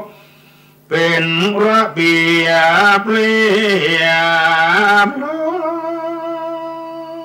ยมีใจไฟ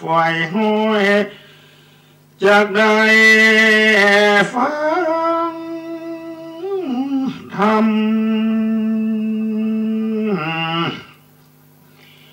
รวมมหาเวสสันตละ13 การ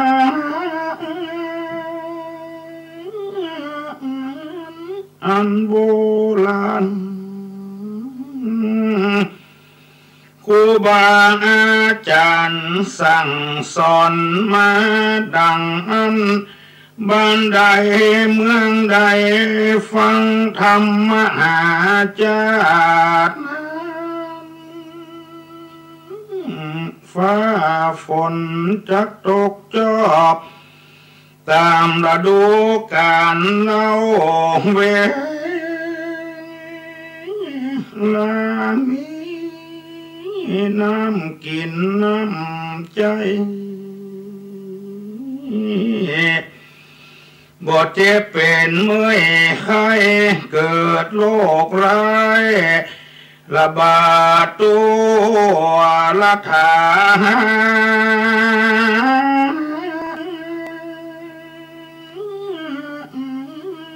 ลูกหลานตานเต้า จะฟังคำสั่งคำสอนของพ่อของแม่ของครูมาอาจารย์ดังฮิหากาขายอันใดก็มั่งมุนเจนพอฟังธรรมมหาจารย์จูปีจูเดินวันขอเจิญเทพเจ้าตัวคงด่านดาวมาส่องหูเล็งหา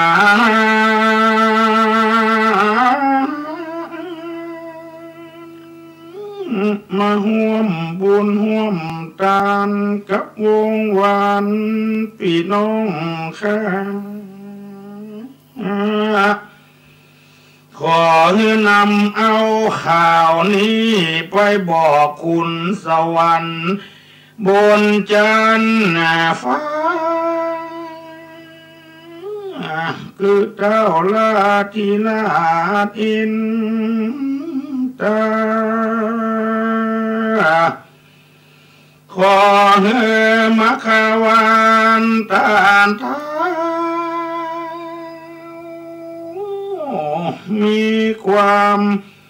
เมตตา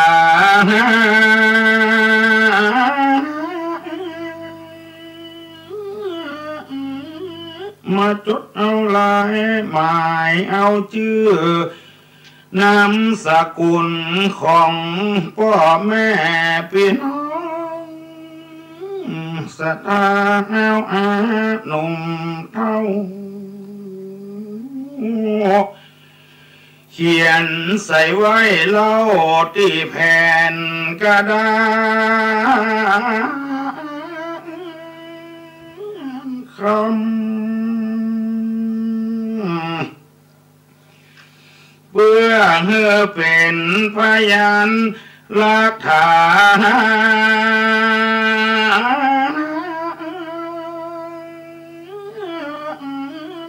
ในการ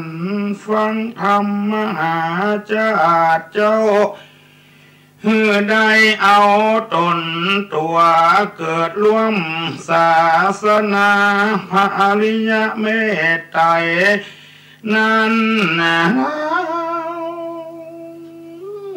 บ่ว่าหนุ่มบ่ว่าเท่าจุผู้เผานี้ใจเหมือนกันจูตนต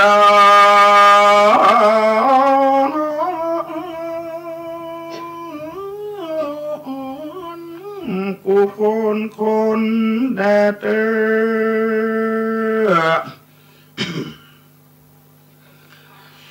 นะโมตัสสะภะคะวะโตอะระหะโตสัมมาสัมพุทธัสสะสัพพะปัสสะอาการะนังกุศลสุปสัมปทาสัจจิตาปาริโยธาปนันติเอตังพุทธศาสนันติสา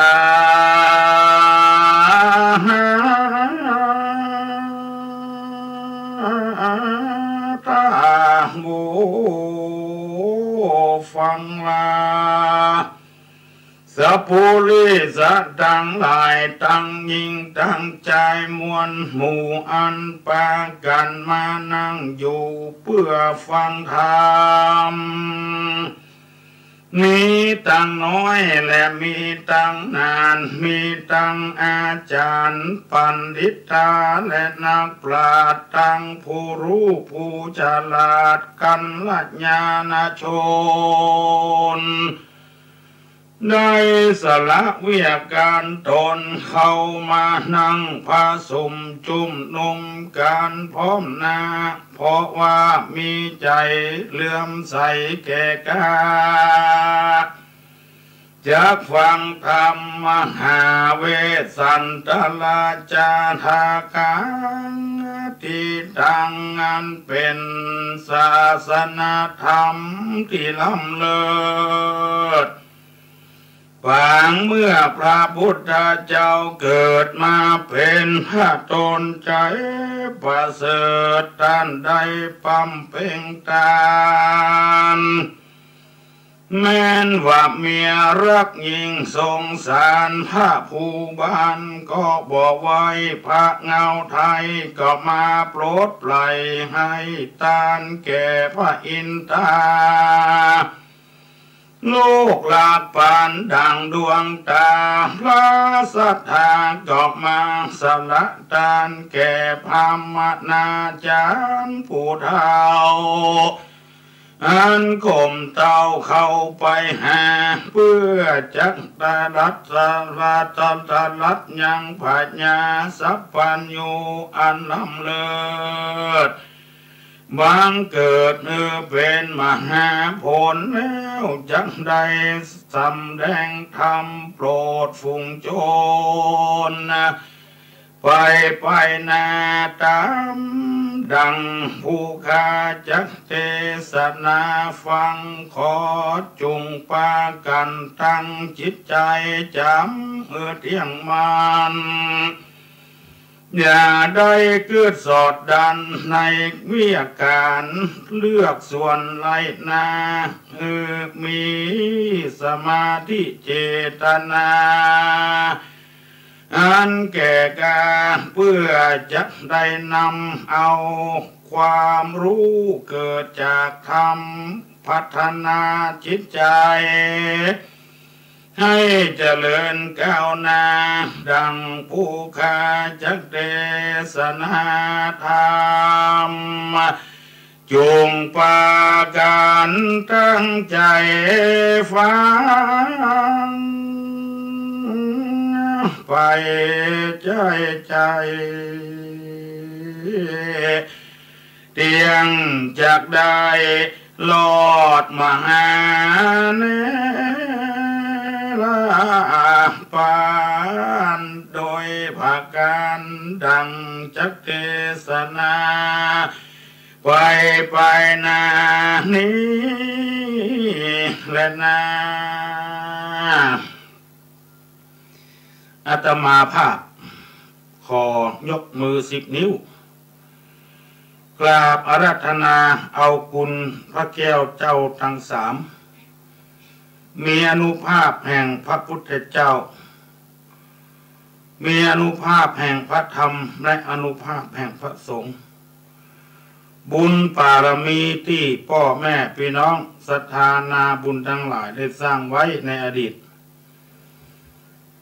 และทำเวลานี้กำลังจะทำในอนาคต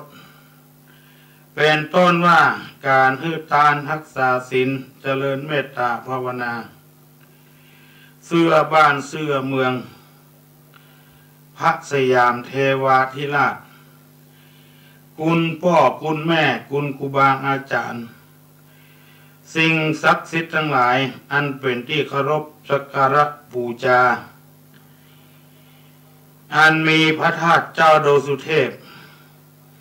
และครูบาเจ้าศรีวิจัยเป็นต้นวันนี้เวลานี้ขออาราธนาและขอเชิญชวนสิ่งเหล่านั้นได้มาคุ้มครองมาปกปักรักษาพ่อแม่พี่น้องศรัทธานาบุญทั้งหลายทุกท่าน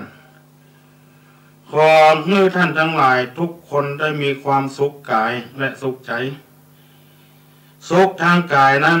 ขอให้ปราศจากโรคภัยไข้เจ็บอันร้ายแรงเป็นต้นว่า โรคฮอนด้าโรคยามาฮ่าและโรคสุกิขอเงืดท่านสาธุชนทั้งหลายมีความสุขทั้งใจอันปราศจากซึ่งความโลภความเห็นแก่ตัวเห็นแก่ได้แม้แต่ของพี่ของน้องของส่วนรวมของประเทศชาติของศาสนาขอเงืดปราศจากความโกรธคือมีใจโหดเหี้ยมไร้ทารุณไร้มนุษยธรรมทำร้ายแม้กระทั่งผู้มีบุญคุณแก่ตัวด่าพ่อด่าแม่ด่าครูบาอาจารย์ขอให้ท่านทั้งหลายปราศจากความหลงอันเป็นเหตุที่ตัวเองและเดือดร้อนหลงว่าตัววิเศษลวกกับคนอื่นแน่คนอื่นบ่มีภัยเท่าตัวเองทำไปแล้วเนี่ยคือแตกแยกเป็นก๊กเป็นเหล้าเป็นหมู่เป็นเหล้าเป็นกอตั้งตัวเป็นครูบาอาจารย์เป็นศาสดานี่คือความหลงและอันปราศจากความอิจฉาริษยาผู้อื่นหันคนอื่นได้ดีตัวไปได้ดีกระวนกระวายทนอยู่ไปได้หาทางริดรอนคือเปื้อนในเดือดร้อนอันปราศจากความอาฆาตพยาบาทจองกรรมจองเวรซึ่งกันและกันวันนี้เวลานี้ขอความสุขอันสมบูรณ์อันประจักษ์จากสิ่งเหล่านี้บังเกิดมีแก่ท่านทั้งหลายทุกวันทุกเวลาตลอดกาลนานต่อไปนี้จะได้เทศธรรมมหาจาตุเวสสันดรชาดก13กันคือพ่อแม่พี่น้องศรัทธานักศีลนักบุญทั้งหลายฟังถ้ามหาจาตุนี้ปกติเพิ่นจะเทศวันกับคืน24 ชั่วโมงเพิ่นจะนิมนต์ทุกเจ้า13 วัด13 ตนมาเทศตั้งแต่5 โมงเมื่อเจ้าวันนี้จะไปแล้ว5 โมงเจ้าวันพุธฟังกันเต็มที่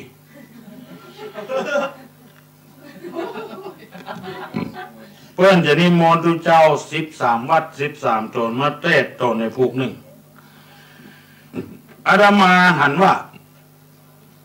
ใจเวลานักลำไปใจคนนักลำไปเมื่อเดียวของเขาว่าเสียพลังงานไม่มาก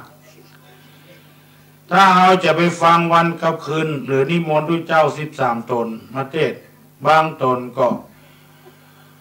เทศม่วนบางตนก็เทศบ่ม่วนจะเป็นเหตุให้เฮาบ่เข้าใจที่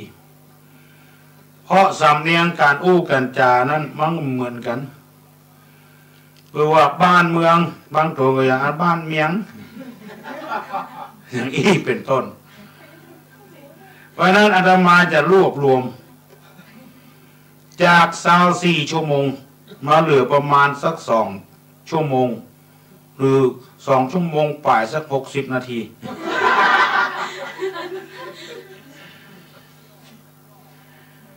ย่อขนาดนั้น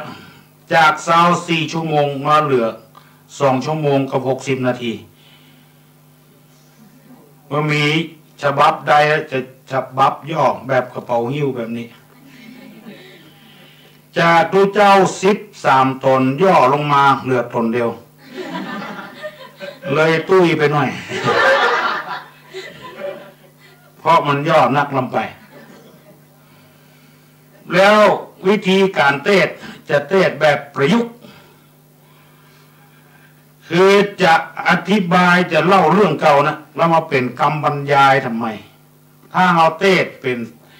เสียงทำนองนั้นมันจะมาแล้วก็เมินลงไปคนเทศคนเดียวหลายรถหลายเรื่องมันกินฟืดจะเทศแบบประยุกต์คืออธิบายไปเสียงน้อยพ่องเสียงใหญ่พ่องซ้อนกันพ่องม่วนกันพ่องเพราะธรรมมหาจาตุนี่เพิ่นจะแบ่งไว้เป็นอย่างทำที่จกมหาราชนครนี่ใจทุเจ้าเสียงใหญ่ ทำกุมารบันมาทีชักกะตินี่ใจเสียงน้อยแล้วก็ทศพรหิมพานต์ใจเสียงธรรมดาธรรมดาเป็นเรื่องส่วนตัวของใครของมันท่านสาธุชนทั้งหลายอาตมาให้ทำความเข้าใจเรื่องประยุกต์สำหรับคนยุคนี้สมัยนี้อาตมาว่ามันมีปัญหา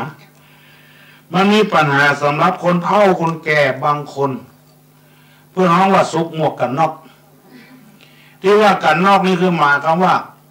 มีทิฏฐิถือตัวอยากแต่ไฟใกล้ฟังแบบเก่าอย่างอีบ่ม่วนไปชอบ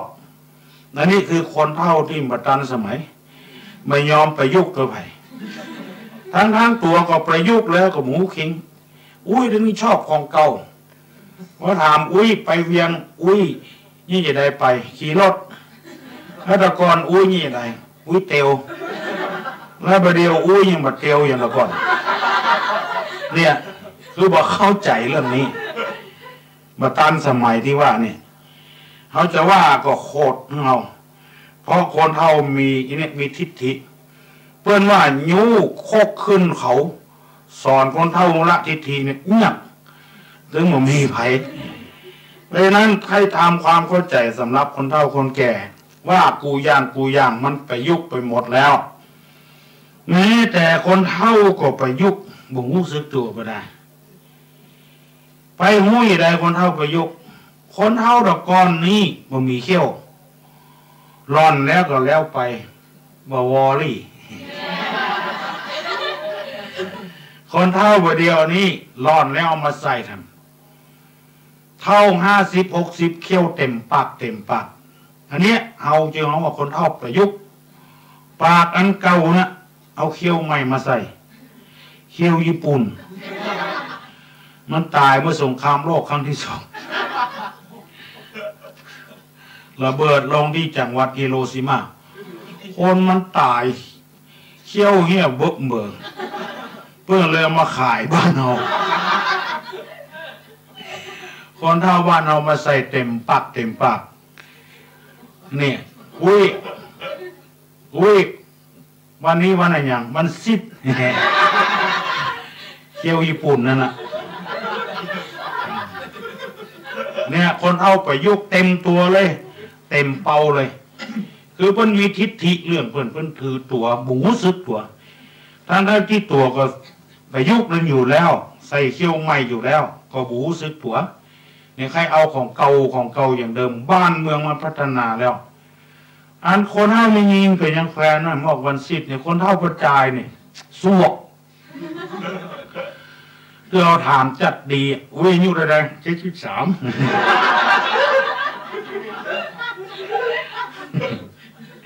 กลัวเขี้ยวรุดยันเขี้ยวยันกลางใส่ปีแล้ว72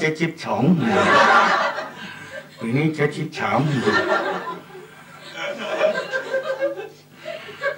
แก้เรือนนานสี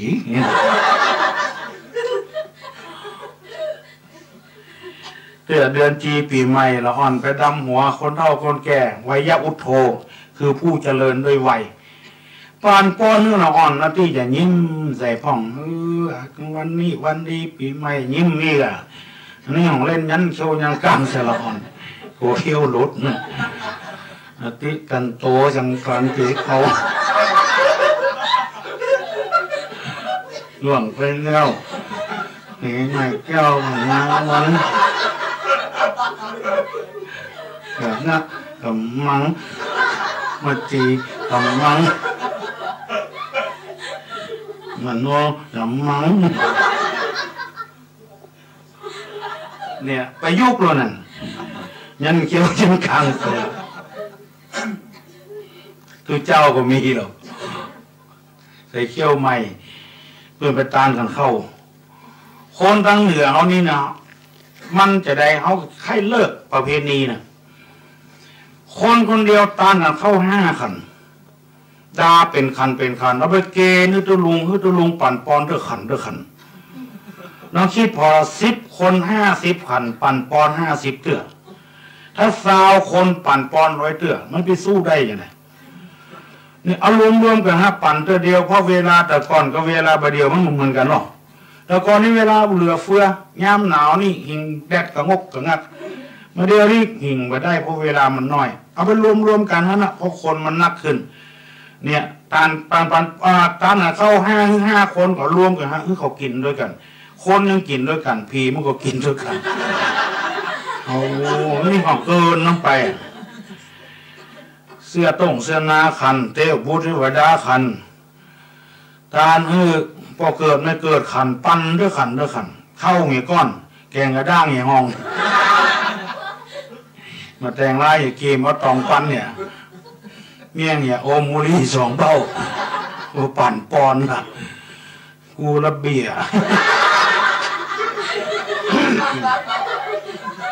มันจ้านานได้กินเอารวมกันฮะเนาะถ้าไปโดนตูเจ้านุ่มนี่เป็นยังสู้ไหนสู้ได้ตูเจ้าเท่านี่กะใส่เขี้ยวใหม่ปั่นป้อนกันเข้าปั่นเข้าไปเข้าเขี้ยวรูดเลยถูกก็ลิ้นกำไปหรอกขึ้นแม่แหงช่วยแม่แหงไฮโดรลิกมันกระดกกันคนเดียวปั่นป้อนผมมันไม่ผมมันเงานักฐานตะเดะตะนะ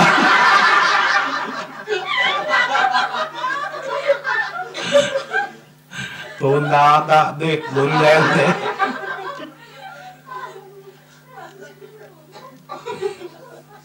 นี่ครูบาตัวหนึ่งเขาแกงงูน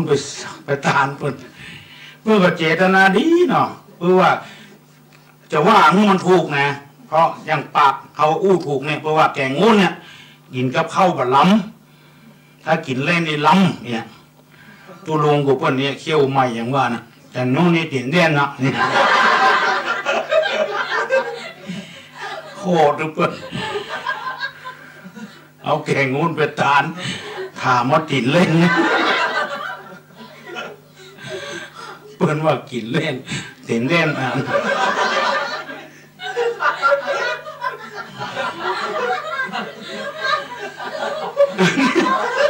อันนี้มันประยุกต์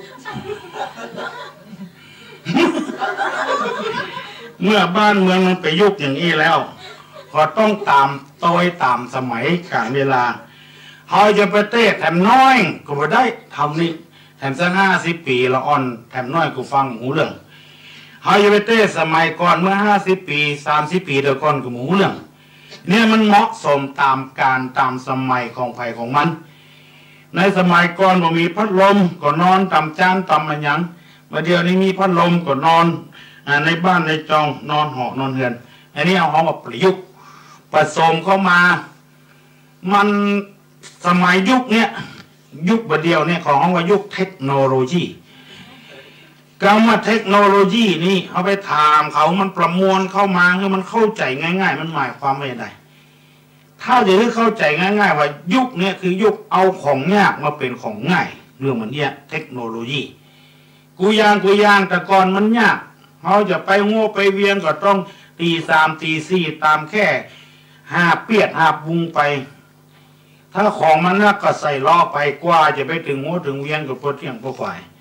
บัดเดียวนี้เหมือนจะอย่างนั้นไปเมื่อใดก็ได้เวลาใดก็ได้เอาของยากมาเป็นของง่ายเมื่อเป็นอย่างนี้แล้วการเต้ทำคือพอออกไม่ออกพี่น้องทั้งหลายเข้าใจไว้เกิดต้องเอาของยากๆนะมันแปลว่าจังใดมันจังใดจะได้ที่เขาบอกเข้าใจแต่ก่อนอย่างแต่ก่อนออกมาได้พระโยชนะเนี่ยไปอู้ดอ่อนฟังหูเรื่องพระโยชนะคืออันยังถ้ามาแปลไปเดียวมาได้ประโยชน์ประโยชนะเนี่ยว่ามันหลายเต็มตัวไปเลยอย่างนี้มันก็ประตันละว่าแต่ก่อนก็ประตันว่าแถมน้อยก็ประตันมาตันประเดียวเนี่ยของเขาว่ายุคเทคโนโลยีเมื่อเป็นอย่างนี้ทำก็จะเป็นจะต้องคือมันเอาของยากมาเป็นของง่ายแต่เขาบอกห้องเทคโนโลยีเขาว่าธรรมโมโลยีเดี๋ยวเข้าท่าหน่อยของยากมาเป็นของง่ายใครเป็นผู้เอาธรรมโมโลยีมาเผยแผ่เพราะสังโฆโลยีพระเจ้าก็เลยเป็นสังโฆโลยีไปในตัวนี่เอาของยากมาเป็นของง่าย เพราะคำว่าธรรมะแปลว่าคำสอนอยู่แล้วธรรมมหาชาตินี่คือเป็นคำสอนอยู่แล้วเมื่อคนเขาบอกเข้าใจพอสอนโก้งบอกเข้าใจเขาก็ต้องสอนเต็มตัวเมื่อสอนเต็มตัวเนี่ยมันจะมีอยู่ในธรรมมหาชาติเพราะฉะนั้นอันใดเป็นคำสอนฟังแล้วอย่าไปโคดฟังเอาไปสอนถูกเก่าบางคนบอกเข้าใจจังโคดขนาดอาตมานี่ยังโดนแซวคนที่เล่าให้เราอยู่นอกตั้งนอกบนแซวกินก็กินก็ปุ้นเดี๋ยวพอตุ้ยน่าพอบีบบุญมาอ้วนหลวกเลยคอยเนี่ยหมูมัดเมาเรื่องมาสวรรค์เนี่ยคือมันบอกเข้าใจก็คำสอนไปนี่ได้มันก็ต้องสอนกันพ่องเรื่องสอนเรื่องเล่าเรื่องยานไม่ได้พิจารณาโคกขึ้นมาเนี่ยถ้ามีคำสอนนี้พอออกไม่ออกอย่าไปโคดฟังคือเข้าใจพระเจ้านี้มีหน้าที่อย่างเดียวก็คือสอนให้รู้ว่าอันนี้เป็นบุญอันนี้เป็นบาปอันนี้ดีเนี่ยดีทำบ่ดีเนี่ยบ่ดีทำอันนี้มันเดือดร้อนตัวเองมันเดือดร้อนคนอื่นเนี่ยสอนว่าอย่างเงี้ยแต่จะสอนให้ตัวเกาลวกนี่มันตึงสอนมาได้พระเจ้ามันก็เหมือนกับหมอนะเนาะเป็นโรคกระเพาะเอายาคือกินอันนี้เนี่ยยาแก้โรคกระเพาะกินเข้าแล้วกินเนอะกินหลังอาหารอันนี้กินก่อนอาหารอันนี้กินก่อนเข้านอนอย่างเงี้ยเพื่อจะบอกอย่างเงี้ยเขาก็ไปกินคนเดียวหมอบ่ใช่เอาไปเต๊กเงี้ยปากคำบ้านบ่ใช่อย่างนั้นเรากินเอาไปของมันบางคนบอกเข้าใจว่ากินบ่ถูกเรื่องมีไม่อุ้ยคนไปคลินิกเป็นโรคกระเพาะหรอกไปแบบบ้านกำเดียวซดไปวัดทุนแล้วลูกมันถามแม่ไปไหนแม่ไปกินยาแม่ยังบอกกินบ้านนี่น้ำก็มีบ้านหมอบอกว่ากินหลังวิหารนะเรื่องที่กินหลังอาหารน่ะมันเล่นกินหลังวิหารนี่บอกเข้าใจคนฟังทำบอกเข้าใจไปเป็นส่วนมากนะตู้เจ้าเต้กับว่าตู้เจ้าด่ามาไปตีความหมายคนเดียวหมดนี่อยู่ก็ได้ไปด่าไปนี่อย่างซอกหาเรื่องใส่ตัวกินก็กินก็เปื้อนจะไปด่าไปนี่อย่างมันต้องมีหรอกเรื่องเอาเล่เต้เรื่องการเล่นการเล่าอะไรอย่างนี้มันบดีเงินเข้าของได้มาตรงใดมันหมดมันเสี่ยงหาว่าตู้เจ้าด่ามาทีเมียด่าเพียอยู่ไหนก็ได้ยินหน้าสวยถึงวันไปเตะเผียวคือเผียวแผลแต่งจมวันนี้สวยบ่อยเมียฮะเตะทำมอกเอาเมียไปกินเจ้าเนี่ยคือบอกเข้าใจตู้เจ้าเต้ว่าตู้เจ้าด่าเมื่อทีเมียด่าผิดเพียหาว่าเมียเต้นี่คือความบอกเข้าใจของคนสอนให้หูนี่ได้สอนให้ลวกบ่ได้บัดถ้าว่าตู้เจ้าบอกว่าพระครูเจ้าคุณหลวงพ่อหลวงอัญญังครูบาอาจารย์ก็จ้างเด้อมันถึงสอนให้เขาลวกบ่ได้พ่อก็สอนให้เขาลวกบ่ได้แม่ก็สอนให้เขาลวกบ่ได้จริงๆนะก็แชมป์โลกพ่อมันเป็นแชมป์ก่อนแม่มันเป็นแชมป์ก่อนไม่ใช่เป็นแต่ลูกมันเป็นเพราะอะไรอย่างเพราะมันสอนตัวเก่างูนั้นก็หมูเทนหมูอย่างเขาก็เพียงแต่บอกคืออันน่ะถ้าตัวเนี่ยแต่ลองไปกันแต่แรกซอกไซแรกลองไปกันอันนี้คือตัวเก่าจมูกตัวเก่าสอนตัวเก่ามีกรรมสุภาษิตคนไทยเป็นว่าอย่างนี้นกยุงมีแววตาไม่รู้หายหนามไม่เสี้ยมปลายมันแหลมเองพายจำได้เอาไปสอนตัวเก่าถูกต้องเลยลูกไก่ลูกนกลูกกาลูกเป็ดลูกอะไรอย่างกระจ้างด้วยสัก10 ตัวเอาไปสุ่นกันท่านตัวแดงๆเหลืองๆตัวน้อยๆนะใครรู้ว่าตัวใดเป็นลูกนกยุงนะพอที่แววตามันเลยจะเป็นแววตาของมันอันนี้คือลูกนกยุงเนี่ยน้ำบะโอ้น้ำบะปิ้นน้ำแบบอย่างสะปะสะปืนที่มันเป็นน้ำที่ปักมือเขานะมันมีไปเลี่ยมมันจึงเลี่ยมคนเดียวมันอันเนี้ยนกยุงมีแววตามีรู้หายน้ำไม่เสี้ยมปลายมันแหลมเองเพราะฉะนั้นคำสอนนั้นเอาไปสอนถูกเก่าเอาไปสอนถูกเก่าเพื่อลวกมันเลี่ยมคนเดียวตึงมีไปเลี่ยมเอาอย่างนั้นก็เลี่ยมคนเดียวถ้าเอาไปสอนถูกเก่าตึงมีไปสอนเนี่ย กรรมบะเก่าอันหนึ่งนะถ้ารอเจ็บจับใจได้แต่เนาะไม่ใช่เจ็บใจ จับใจมันถูกแต่นะเพื่อนว่าจะได้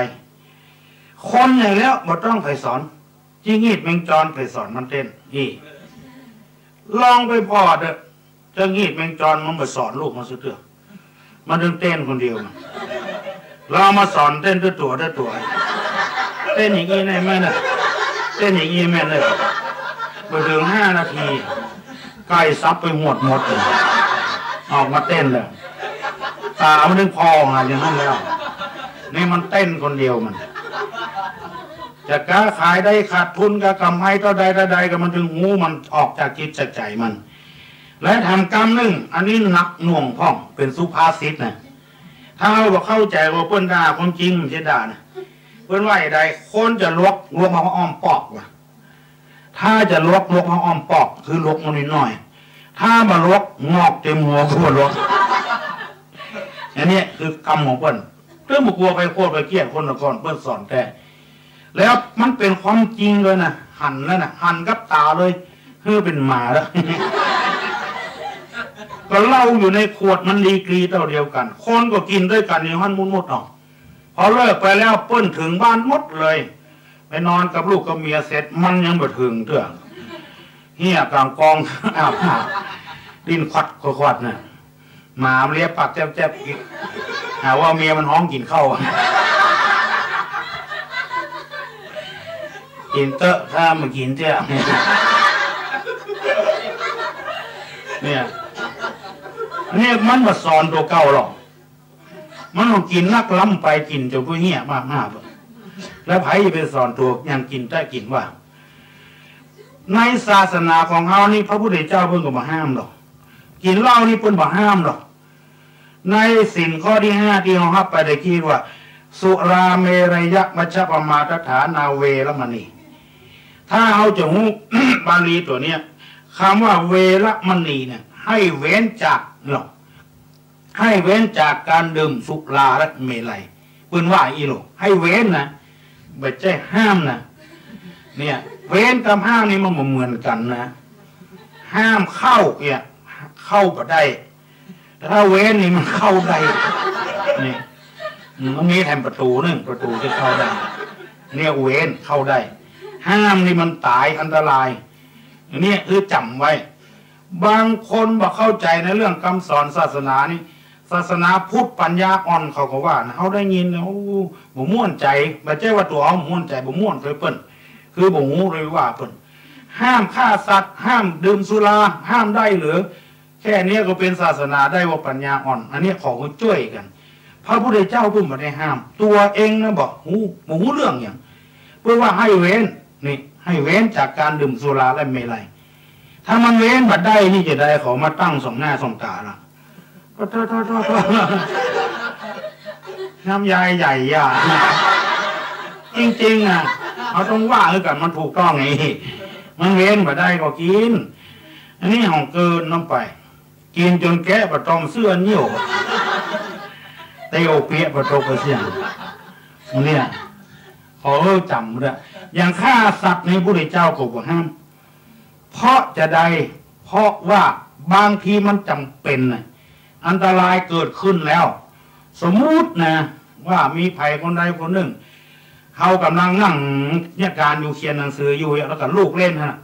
ขึ้นเงินมาบีบคอลูกเขาอย่างเงี้ยแล้วเขาจะเว้นได้วะเนี่ยนี่อย่าได้ก็งั้นบีบคอลูกเขานั่งภาวนารับตายสัตว์ทั้งหลาย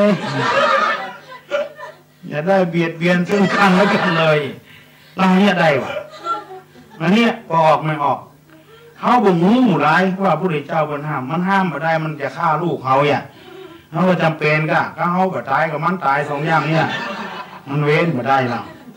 มันเป็นอย่างนี้เรื่องแท้ๆนะธรรมะในม้วนฟังแล้วก็ม้วนแรงฟังแรงม้วนนี่อร่อยทุกคำมันเป็นอย่างนี้เข้าใจอย่างนี้เลยเพราะฉะนั้นมันเว้นมาได้ก็กินเว้นมาได้ก็จำเป็นต้องฆ่าต้องแกงกันนะรายไหนรายนั่นมันเว้นมาได้เพราะจะได้ผู้ใดเจ้าถึงบักห้ามไม่ให้ดื่มสุราเลยห้ามไม่ให้ฆ่าสัตว์เลยเพราะอย่างพ่อคนนี่มันห้ามมาได้ มันมีเต้วบุตรเทวดาจะได้มาห้ามคนมันมีภัยสักคนนอกจากตัวเขาห้ามตัวเก่าเขาเพื่อนบอกหมอเพื่อนบอกว่าลุงประเดี๋ยวนี้ปอดลุงเหลือ15%นั่นน่ะเหลือ85%มันพังไปแล้วนะลุงกินขึ้นมาได้เนื้อเหล้านะถ้ากินเหล้าลุงตายอ่ะมาแถวบ้านเอาอยู่ไม่ใช่ปอดหมอเว้ยเนี่ยปอดลุงไหนอ่ะกินแต่เอาแต่เนี่ยขนาดหมอห้ามแล้วอย่าไปห้ามไผ่พ่อออกแม่ออกโยมทั้งหลายมอกอย่างเงี้ยอยากดูเจ้าเทศเนี่ยเขาก็บอกห้ามผู้ดีเจ้าผู้ก็บอกห้ามนอกจากเขาเทศหรือฟังอ่ะแล้วเอาไปห้ามถูกเก่าไปมัดจิตมัดใจถูกเก่าเยอะพอจะอู้ได้เพราะนั้นเหล้ายาป่าปิ้งนี่ก็เหมือนกันกินงอกหัวหายพอดีเนี่ยบางคนมันเปลี่ยนงอกเต็มหัวแล้วก็ยังเหี้ยกลางกองอาบหักก็รอ3 คนหูจะเดือนสักคนเนี่ย เมาเหล้าด้วยกันอยู่ตามจังหวัดอย่างว่ากูเตื้อนะอย่างนั้นยินกูเตื้อนะเดือนออกมาเพอเลอไอ้ตัวนั่นถามก่อนอันนั้นเคียงว่าเดียนกับตะวันบะ ไอ้ตัวนั่นก็เมาอันนี้หาว่าตะวันว่ะมันใจเดินตะวันยังออกมาคืนเนี่ยเพียงกันฮะตะวันเดือนตะวันเดือนน่ะแต่โคนลำคาญหรอกตัวเพื่อนไปฮะสู่เทียงยังกันบ่เนี่ย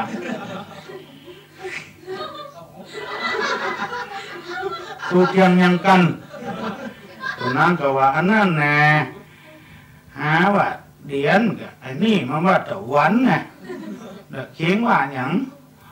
หาไปงูจะได้หน่อยไปทำมายังห้ามไปใจเจ้าบ้านนี้รู้บ้าแล้วจัดหมดก็เดือนบ้านมันจะโดยอย่างใดเดือนแก่นเดียวกับเดือนบ้านมันห้ามใจเจ้าบ้านนี้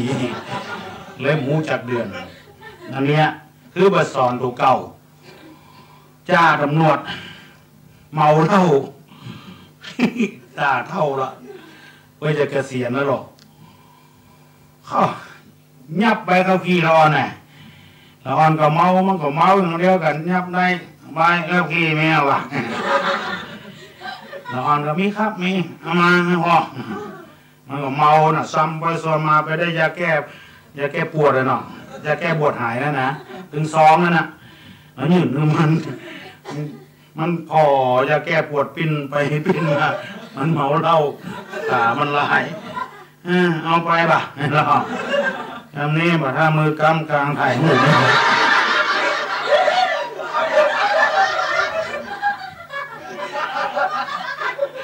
ยาแก้ปวดเป็นใบข้าวขี้ใบอะไรเป็นอย่างเนี้ยนักเรื่องมันนักเนี่ยเปิ้นห้องว่าถ้าบลวกงอกเต็มหัวกูบลักถ้าลวกมาพออ้อมปอกคือมันสอนตัวเก่ามันหูนักหันนักได้ยินนักมันก็สอนตัวเก่าแย่นี่ไม่พอละอ่อนมาเดียวกับละอ่อนละก่อนเมื่อเขาเป็นละอ่อนเนี่ยพิษกันเลยคนละเรื่องเลยอายุงอกเอาอายุ7 ขวบ 8 ขวบ A B C D E F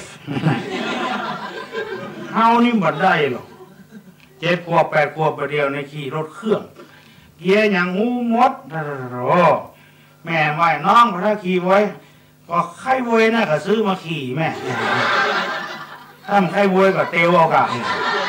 มาดูมันลวกงอกใด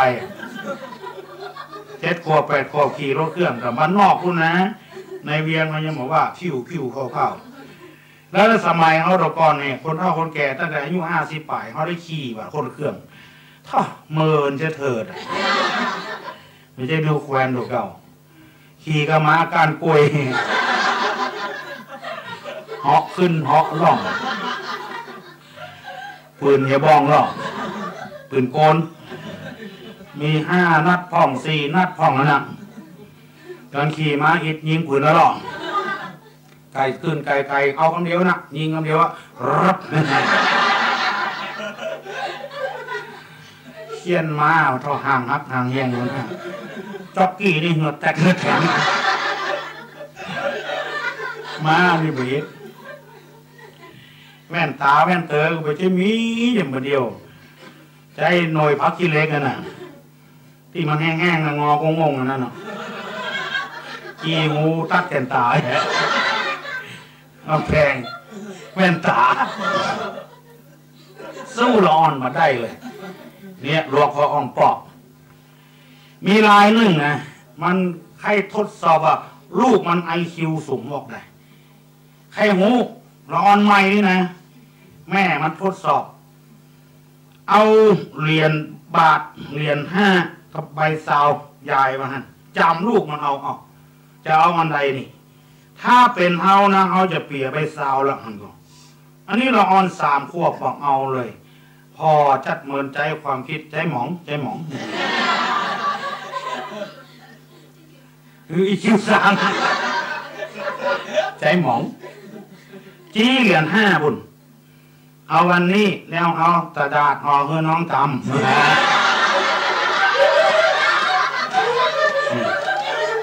หันละรอพอออมปอกจำแม่ไปซาวห่อเหรียญ5มันแล้วเหรียญบาทหรือแม่อันเดียวเหลือเหรียญบาทอันเดียวเนี่ยหลวงพอออมปอกเนี่ยการเต้ประยุกต์เนี่ยเขาจะเต้แบบนี้จะมีสอนตัวเนี่ยเอาไปสอนตัวเก่านะสอนให้ฟังแล้วก็ไปสอนตัวเก่าทั้งกำนอกจากสอนแล้วอาตมาขอยอมรับว่าใครจะได้จะแจ้งจะเอาไปเปรียบเทียบอย่างเขาก็ถึงยอมคือมีนิสัยบดีอยู่อย่างหนึ่งคือชอบม่วนเนี่ยชอบเขาว่าชอบอู้ตลกอย่างหน้าตามันคือตลกไงล่ะเนี่ยมันระยะไผ่ห้ามดึงมาได้ก็ห้ามก็ยุ่งอ่ะเนี่ยวิธีเต้ประยุกต์นี่จะมีสอนโดยพ่องตลกโดยพ่องมาพ่องสักคำขนาดนักก็แล้วกันเนี่ยตลกเนี่ยจะไปคิดอย่างซักอย่างมันเป็นพรสวรรค์เป็นเอกลักษณ์ของไผ่ของมันไผ่มาเฮียนเฮาก็ไปได้เฮาไปเฮียนไผ่ก็ไปได้อันนี้ไผ่กระจ้างถ้าอย่ามาเฮียนเฮาก็ถึงมาได้มันเป็นเอกลักษณ์ของมันเขาถือว่าเป็นสมบัติของไผ่ของมันก็เอากันนะมันเป็นอย่างนี้บางคนมาเข้าใจว่าเป็นผีบ้าเป็นโรคประสาทความดันสูงจะบัดตุยใบตุยบ่อยนี่คือบอกเข้าใจมาเป็นอย่างซักอย่างอ่ะหูคิงมดถึงตั้งใจแต่เฮ้ยเป็นหมาด้วยเนี่ยคือมันอย่างไรมันม่วนอ่ะมันม่วนถ้าเอาคนเรานี่มันมีใส่เหมือนกันลูกชอบสอนก็มีชอบม่วนก็มีชอบเล่านิทานก็มีชอบเสียงม่วนก็มีชอบเสียงม่วนก็มีมันหลายรสหลายเรื่องนะอย่างเพลงนะบางคนก็ชอบหมอนั่นหมอนี้ดาราก็ชอบหมอนั่นหมอนี้คนเอาที่มันนั่งฟังเทศฟังธรรมมาเดียวเนี่ยมันก็ชอบเหมือนกันเนาะไม่ชอบกับเสียงเพราะไอ้หยังเพราะธรรมชาติสร้างให้คนมาเหมือนกันเนาะมะม่วงก็ยังเหมือนกันหมดพอเปิดพอเข่งเป็นม่วงทั้งนั้นบ่ฟักแก้วบ่ฟักหมูเหมือนกันหมดคนนี่เป็นหมื่นเป็นแสนบ่เหมือนสักคนไอ้พ่อเติมเชื่อมีการมีงานเนี่ยเหมือนกันสักคนมีหูมีตามีปากมีเขี้ยวมีหูดังมีการมีคิ้วมีแขนมีขาเหมือนกันหมดบ่เหมือนสักคนนี่เป็นอย่างนี้บางคนก็ตาใสมากบางคนก็ยังมาต้อมแทบทุกหูบังก็มีหูล่อก็มีสักคนหูยังใบผงตึงหูดังแมบหูดังเงี้ยหูดังกงเจ้าคนหลุดจุดจีจะมัวโคเนี่ยธรรมชาติมันเหมือนกันเพราะนั้นนิสัยจึงเหมือนกันอาตมาคิดว่าเป็นนักจิตวิทยาคนหนึ่งเห็นไหมเขาบอกว่ามาฟังเตื้อแล้วคือฟังได้หลายคนหมู่ชอบสอนเอาสอนไปฟังเนี่ยหมู่ชอบม่วนก็เอาม่วนไปฟังอย่างเงี้ยหลายคนเพราะคนเหมือนกันคนหลายเพศหลายวัยมาอยู่รวมกันถ้าเอาสอนเนี่ยมดคนชอบม่วนหนีถ้าเอาม่วนเนี่ยมดคนชอบสอนหนีเนี่ยเคยทดลองมาแล้วละอ่อนหนีโอ้บ่ม่วนบ่เฮ้ยวันนี้ลองตลกมดคนเท่านี้นะมดโอ้ยอย่างพวกหมีกำแต้ทุเจ้านั่นแหละลองคืดพอเลยคนเดียวแล้วคนฟังกี่คนตั้งใดก็ดีเอาใจคนเท่าก็ดีเอาใจคนหนุ่มก็ดีเอาใจอย่างละอ่อนเขาว่าไปเดียวรักพี่เสียดายน้องก็ในตึ้งเต้ด้วยเขาตึ้งเตื้อก็เล่นตึ้งพี่ตึ้งน้องอย่างมาดี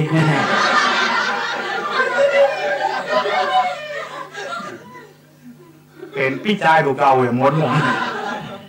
เนี่ยเอาใจถึงคนเฒ่าคนหนุ่มนี่มันชอบม่วนเนอะบอกว่ายังสักอย่างอ่ะก้างอาเตกับแปงยังไม่ได้กอดทุลุงเอาอีเกมาเล่นเนอะหน้าที่ช่วยซอกเงินก่อกับแปงมันแล้วจะเล่นอีเกบนแล้วมันถึงชอบอย่างนั้นอ่ะเอาดิสโก้มาเต้นเนอะอย่างหมูเนี่ยสปะสะปืนนี่คือคนนิสัยคนหนุ่มมันชอบม่วนเปิดวิทยุไปปะเสตุเจ้าเทศมันฟังโลกคนหนุ่มนะอาตมาจักแสดงพระธรรมเทศนาเรื่องกายานุปัสสนาวิปัสสจิตานุปัสสนาเลื่อนมาเพลงหมดแล้วนี่หน้ายังได้สวยขยับเข้ายังได้ใส่ไหด้วยอยู่นั่นนะเอาไหมเอาดีไหมดีเดี๋ยวมีทำลายละโอ้โหอยู่หน้าวิทยุอ่ะนะบึ้ดจำบึ้ดให้ยองรุ่นหลวงหมดถึงคนถึงวิทยุหน้ามันได้สวยจำบึ้ดเที่ยกันหน่อยเนี่ยคือมันชอบเหมือนกันเอาก็เลยสอนพ้องม่วนพ้องเดี๋ยวเอาใจเปิ้นมาใส่ใจตัวไว้ใจว่าคนเดียวมาได้คนอยู่คนเดียวผมม่วนเหรอไอ้ยังก็มีตึกลามบ้านช่องเต็มหน้าเต็มตาเขาตายหมดเหลือเอาคนเดียวไม่ม่วนเนี่ยใดนี่ไปไข้หัวใส่ไผ่พี่ยิ้มคำเต็มตู้ไม่ไปใส่อวดหรือไผ่ไปขายก็ขายไผ่มันอยู่คนเดียวมันม่วนก็ต้องอาศัยคนอื่นเนี่ยแบ่งใจคนอื่นพ้องหมอชอบม่วนก็มีหมอชอบสอนก็มีอย่างเงี้ยมันเป็นในห้องว่าประยุกต์มันพร้อมกันแล้วฟังได้สบายเนี่ยบางคนออมสตางค์บัตรเดียวได้ฟังหูกี่อย่างนี่มันได้หลายอย่างเนี่ยมันได้เปรียบได้สะปะสะปืนนอกจากสอนตัวม่วนตัวแล้วนะเนี่ยอาตมามีพรสวรรค์แถมยังคือเสียงม่วนนะแกเนอะเตื้ออยู่คนเดียวก็ได้นะควายตัวเก่านะอิจฉาตัวเองเสียงไงนี่ฟังแล้วทุ่มนุ่มนวลชัดเจนมีหิ่งมีไงตัวเสียงน้อยนี่ฟังแล้วจดจ่อจะจัดเยิมเสียงน้อยนี่เสียงอันตรายคนเดียวปรับเสียงได้2 ระบบทั้ง AM และ FM บางคนฟังน้ำตาร่วงเลยนะเสียงน้อยนี่นะวันนี้ขอร้องเนอะใครจะไปให้เนอะลองให้จะแอนให้แซบหลังบัตเตอร์คือฟังนะขี้เกียจเห็นน้ำตาคนเตือนหนึ่งไปเตะมึงแปะคนเท่าให้จำดักก็บ่ดักว่ะคนเท่าหัวแข็งสอนยากโอ้พอเท่าไม่เท่าดักเอียไปให้อย่างอันดูหลงไม่ใจให้อย่างนี้ให้เสียดายกันทำเป็นเรียกว่าให้โศกให้เศร้าเป็นให้เสียดายกันทำเพราะไอ้อย่างอาตมาถึงเสียงม่วนมันเป็นธรรมชาติเสียงนี่นะมันเป็นธรรมชาติถ้าเสียงมันม่วนมันถึงม่วนถ้าเสียงม่วนมันถึงม่วนคนเดียวมันธรรมชาติมันสร้างไว้ถ้าไผ่ไข้หูนะลองไปฟังอึ่งห้องเตือนเราอยู่บ้านฟังนะนั่งฟังนั่งใครรับเหมือนจะตัวต้องงัวต้องควายนะ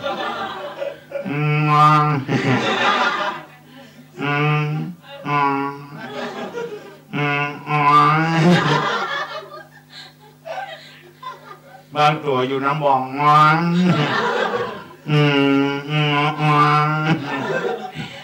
ตัวเต่าอย่างตัวใดแยกเสียงแรงฟังแรงม่วนเพราะธรรมชาติอึ้งนี่นะไปพอแล้วมันมีคอหรอกถึงหัวถึงถั่วมันลวดกันนะเนี่ยแบบที่ควายคอยาวเป็นว่าห่านก็เอ๊ะครับหมูม่วนเต้าอึ่งเอื้องมันมีคอนอกจากธรรมชาติสร้างมือมันมีคอแล้วอึ่งนี่ขี้ปุ่มมันใหญ่ต้องมันใหญ่ไม่ว่าต้องอึ่งมันใหญ่แข้งเท่าอย่างงูต้องก็เปิบก็เล่น อันนั้นเป็นโกดังเก็บเสียง มีที่บรรจุเสียงในนัดแล้วก็คอมันย่อนเนอะอึ้งนี่นะอันนี้เป็นที่พักเสียง เนี่ยเบื่อมันม่วนจะได้คอว่ายึ่งหนีเลยมันเป็นธรรมชาติของมัน ไปทางวันออกนี่คนเท่าเพียรตัวก็เหมียนเสียงก็เหมียน เหมือนทั้งตัวเหมือนทั้งเสียงนี่เพียรตัวเจ้านี่เป็นธรรมชาติเพราะพอออกไม่ออกเมื่อธรรมชาติสร้างมันก็ถึงมีอย่างเงี้ยเสียงก็ม่วนตัวกำสอนก็มีกำตลกก็มีอย่างเงี้ยเพราะไอ้ยังมันก็ยุกแล้วเมื่อไรจะเทศมหาชาติสะเทืองถ้าเกิดอย่าไปเกิดมันมีหน้าที่ฟังไปเรื่อยๆต้องการอาหารอะไรต้องใจเย็น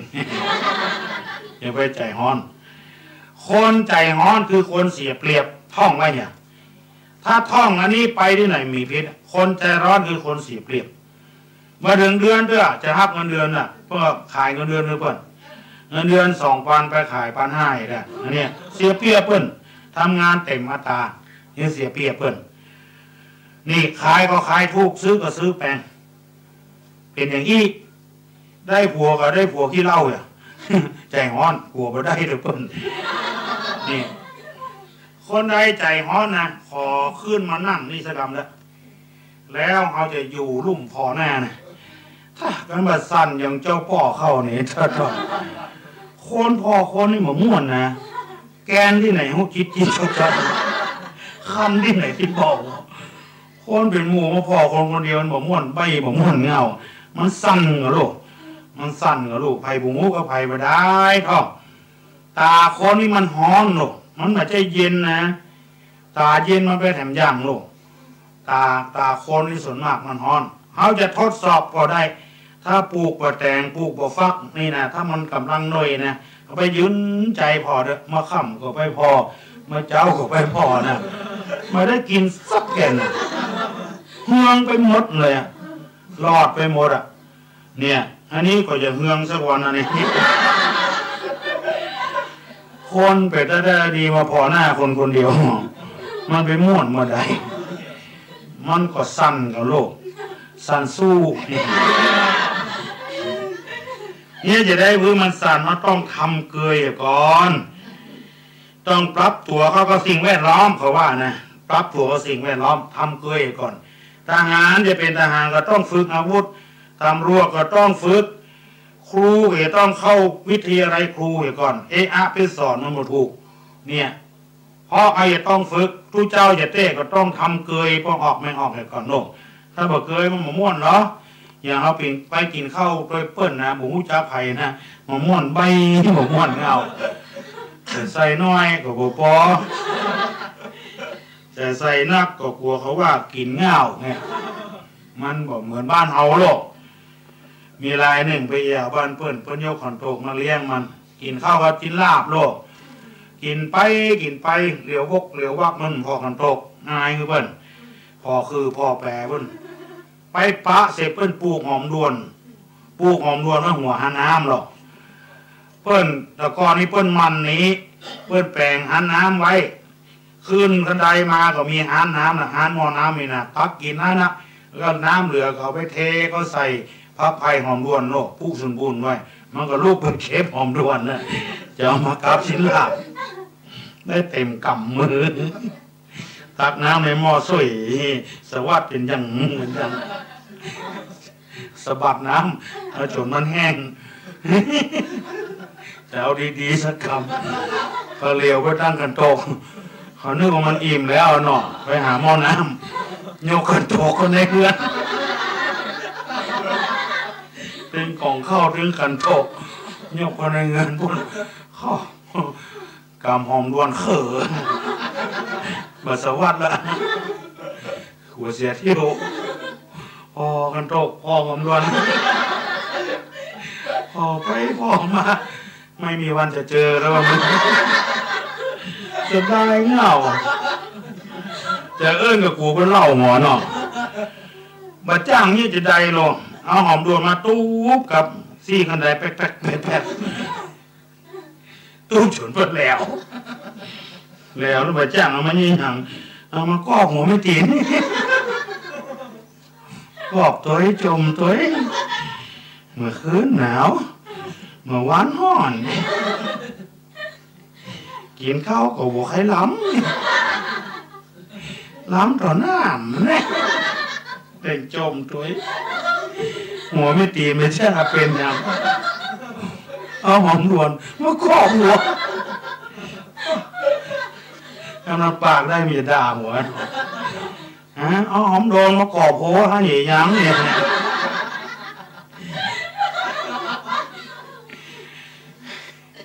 อันเนี้ยความแบบเกยนะถ้ามันเกยมันม้วนเนี่ยยังก็เป็นเข้ากันประจบประเสียงเข้าปีเข้าคุยเนี่ยเขาจะเล่นดนตรีก็เขาจะซ้อกับไปดึงลองปีก่อนลูกมันเกยกันแล้วมันเข้ากันเนี่ยการเทศทำมหาชาติเนี่ยต้องทำความเข้าใจสำหรับคนที่มาเข้าใจมันก็ถึงว่าไปเลยฮะเทศอย่างนั้นเทศอย่างนี้ถ้าเข้าใจนั่นไม่มีปัญหา สบายใจละมันเป็นอย่างเงี้ยจะไปใจฮ้อนบางคนพอมวยในทีวีก็ใส่เปิ้นเตะได้ซอกใส่ได้ไปนับได้นับเตะอย่าใดอ้ายลงขึ้นเว้ยกับมันก็ได้ยินอยู่ได้เปิ้นตีกับที่ไหนที่เบาอยู่บ้านก็ใส่เปิ้นอันนี้คือคนใจฮ้อนเราต้องใจฮ้อนฟังไปเรื่อยๆแล้วมันเข้าใจมันม่วนอกม่วนใจแล้วทีนี้ก็จะเริ่มลงมือแล้วก็ออกไม่ออกตั้งใจฟังเด้อฟัง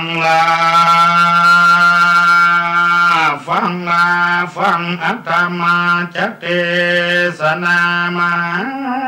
จาดแก้วเป็นที่แล้วแห่งสัจธรรมพระสัมมาสัมพุทธเจ้าได้ตรัสรู้เป็นพระนุตตรสัมมาสัมโพธิญาณพระองค์ได้ประกาศสัจธรรมให้แก่ชาวบ้านชาวเมืองทั่วบ้านทั่วเมืองธรรมของพระพุทธเจ้านี้เป็นอัศจรรย์คนใดฟังแล้วปฏิบัติกลับเป็นคนละคนเลยมหาโจรเป็นคนดีขึ้นมาอย่างโจรองคุริมานกับเนื้อกับตัวได้ดังนี้เป็นต้นเพราะพระพุทธเจ้านี่สอนบ่เหมือนภัยและบ่มีภัยเหมือน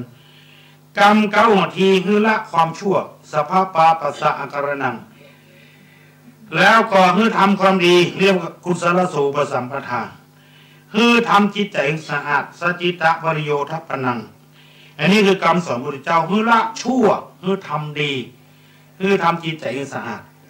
แค่นี้พอออกไม่ออกถ้าคนเรากู่คนเป็นอย่างนี้บ้านเมืองเราจะสีวิไลขนาดไหนความชั่วเขาก็ทำเหมือนกับเนี่ยถ้วยเขาเนี่ยเอาเบาอย่างมาแปดเนี่ยแล้วก็ทำใจสะอาดทำแต่ความดีอ่ะคือถ้วยนั้นมันมาซกกระปกตัวบะหมี่อย่างตัวแล้วก็เป็นถ้วยที่มีราคาเนี่ยมันแปลงหน่อยแล้วก็สะอาดตัวอย่างเงี้ยเมื่อมันมีปัญหาอย่างแล้วเอาใส่แกงก็กินได้ใส่น้ำพริกก็กินได้ใส่น้ำก็กินได้คนถ้าละความชั่วทำความดีทำจิตใจสะอาดเป็นอย่างก็เป็นได้จะนอนที่ไหนก็ได้ไปที่ไหนก็ได้เป็นผู้เจ้าก็ได้เป็นอย่างก็ได้นี่คือคำสอนพระพุทธเจ้าคนก็พากันเลื่อมใสในสถาธรรมคำสอนพระพุทธเจ้าแม้แต่โจรองคุริมานพระพุทธเจ้าก็สามารถยั้งจากการฆ่าคนได้ก็เพราะพระพุทธเจ้ามูปนิสัยดังที่ท่านทั้งหลายทราบเรื่องทราบราวมาแล้วอันนี้ก็พระเจ้าสุโธทนะผู้เป็นพุทธบิดาคือเป็นพ่อของเพิ่นได้ทราบข่าวพระพุทธเจ้าออกบวชแล้วเป็นคนดีมีคนเคารพนับถืออยากให้หันอยากให้ฟังเทศน์เลยใจคืออามาตย์ทั้งหลายพระพุทธเจ้ามีที่ไหนคือไปหาและไปนิมนต์หมู่ใดไปสัตไปฟังธรรมพระพุทธเจ้ามีความเลื่อมใสหมดไปแล้วก็บวชไปแล้วก็บวชเหมือนใจกุ้งไปหาหนองตอนสุดท้ายมาเหลือคนเดียวคนสุดท้ายคือชื่อว่ากาลุทายีอามาตย์กาลุทายีนี่ตอนที่น้อยๆอยู่เคยเป็นพระสหายครับป้าเจ้าชายสิทธัตถะคือพระพุทธเจ้าของเขาเนี่ยแล้วก็เคยกันสนิทกันโดยเฉพาะเลยเรื่องส่วนตัวยังเปิดเผยให้คนฟังได้คือไอ้ยังก็ได้อันนี้ก็เลยแจ้กาลุทายีไปนิมนต์กาลุทายีไปถึง ไปถึงก็ไปขอบวชกับพระพุทธเจ้าที่เมืองราชคฤห์พอบวชเสร็จแล้วก็มีความเก่งใจพระพุทธเจ้าเป็นอย่างมากก็เลยอดใจเอาก็ขอกราบราตนาพระพุทธเจ้าเสด็จเข้าสู่เมืองกบิลพัสเพื่อจะไปแสดงธรรมให้พระบิดาได้ฟังพระองค์ก็พิจารณาว่าบุพการีคือ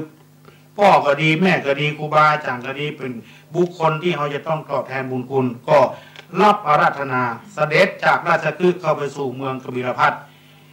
พอพระองค์มาถึงแล้วมามีวัดมาได้สร้างวัดก็เลยอนุญาตให้ป่าไม้นิโคตนั้นมันอยู่บ่ได้เพียวถางเอาไปแล้วก็สร้างเป็นกุฏิสร้างเป็นวัดใส่ชื่อวัดนิโคธารามเพราะเป็นป่าไม้นิโคตไม้นิโคตนี้ไปถามคนเฒ่าคนแก่ไม้บ้านเฮาก็มีไม้นิโคตแต่บอกห้องนิโคตห้องว่าต้นไทรหรือต้นไม้ไฮต้นไม้ลุงเนี่ยไม้นิโคตเนี่ยไม้นิโคตแล้วไปฟังก็บ่มีทุเจ้าตนใดอดล็อกอย่างเฮานี่มาแปลไม้นิโคตมาเป็นไม้ลุงแม่งฟังแม่งหูนะอร่อยทุกคำคืนอย่างว่า พระองค์ก็ประทับอยู่ป่าไม้ลุงไม้ไฮต้นไทรเนี่ยป่าไม้นิโคตเนี่ยแสดงธรรมวันหนึ่งพระเจ้าสุโธทนะผู้เป็นพระบิดาปาบรมวงศานุวงศ์ไป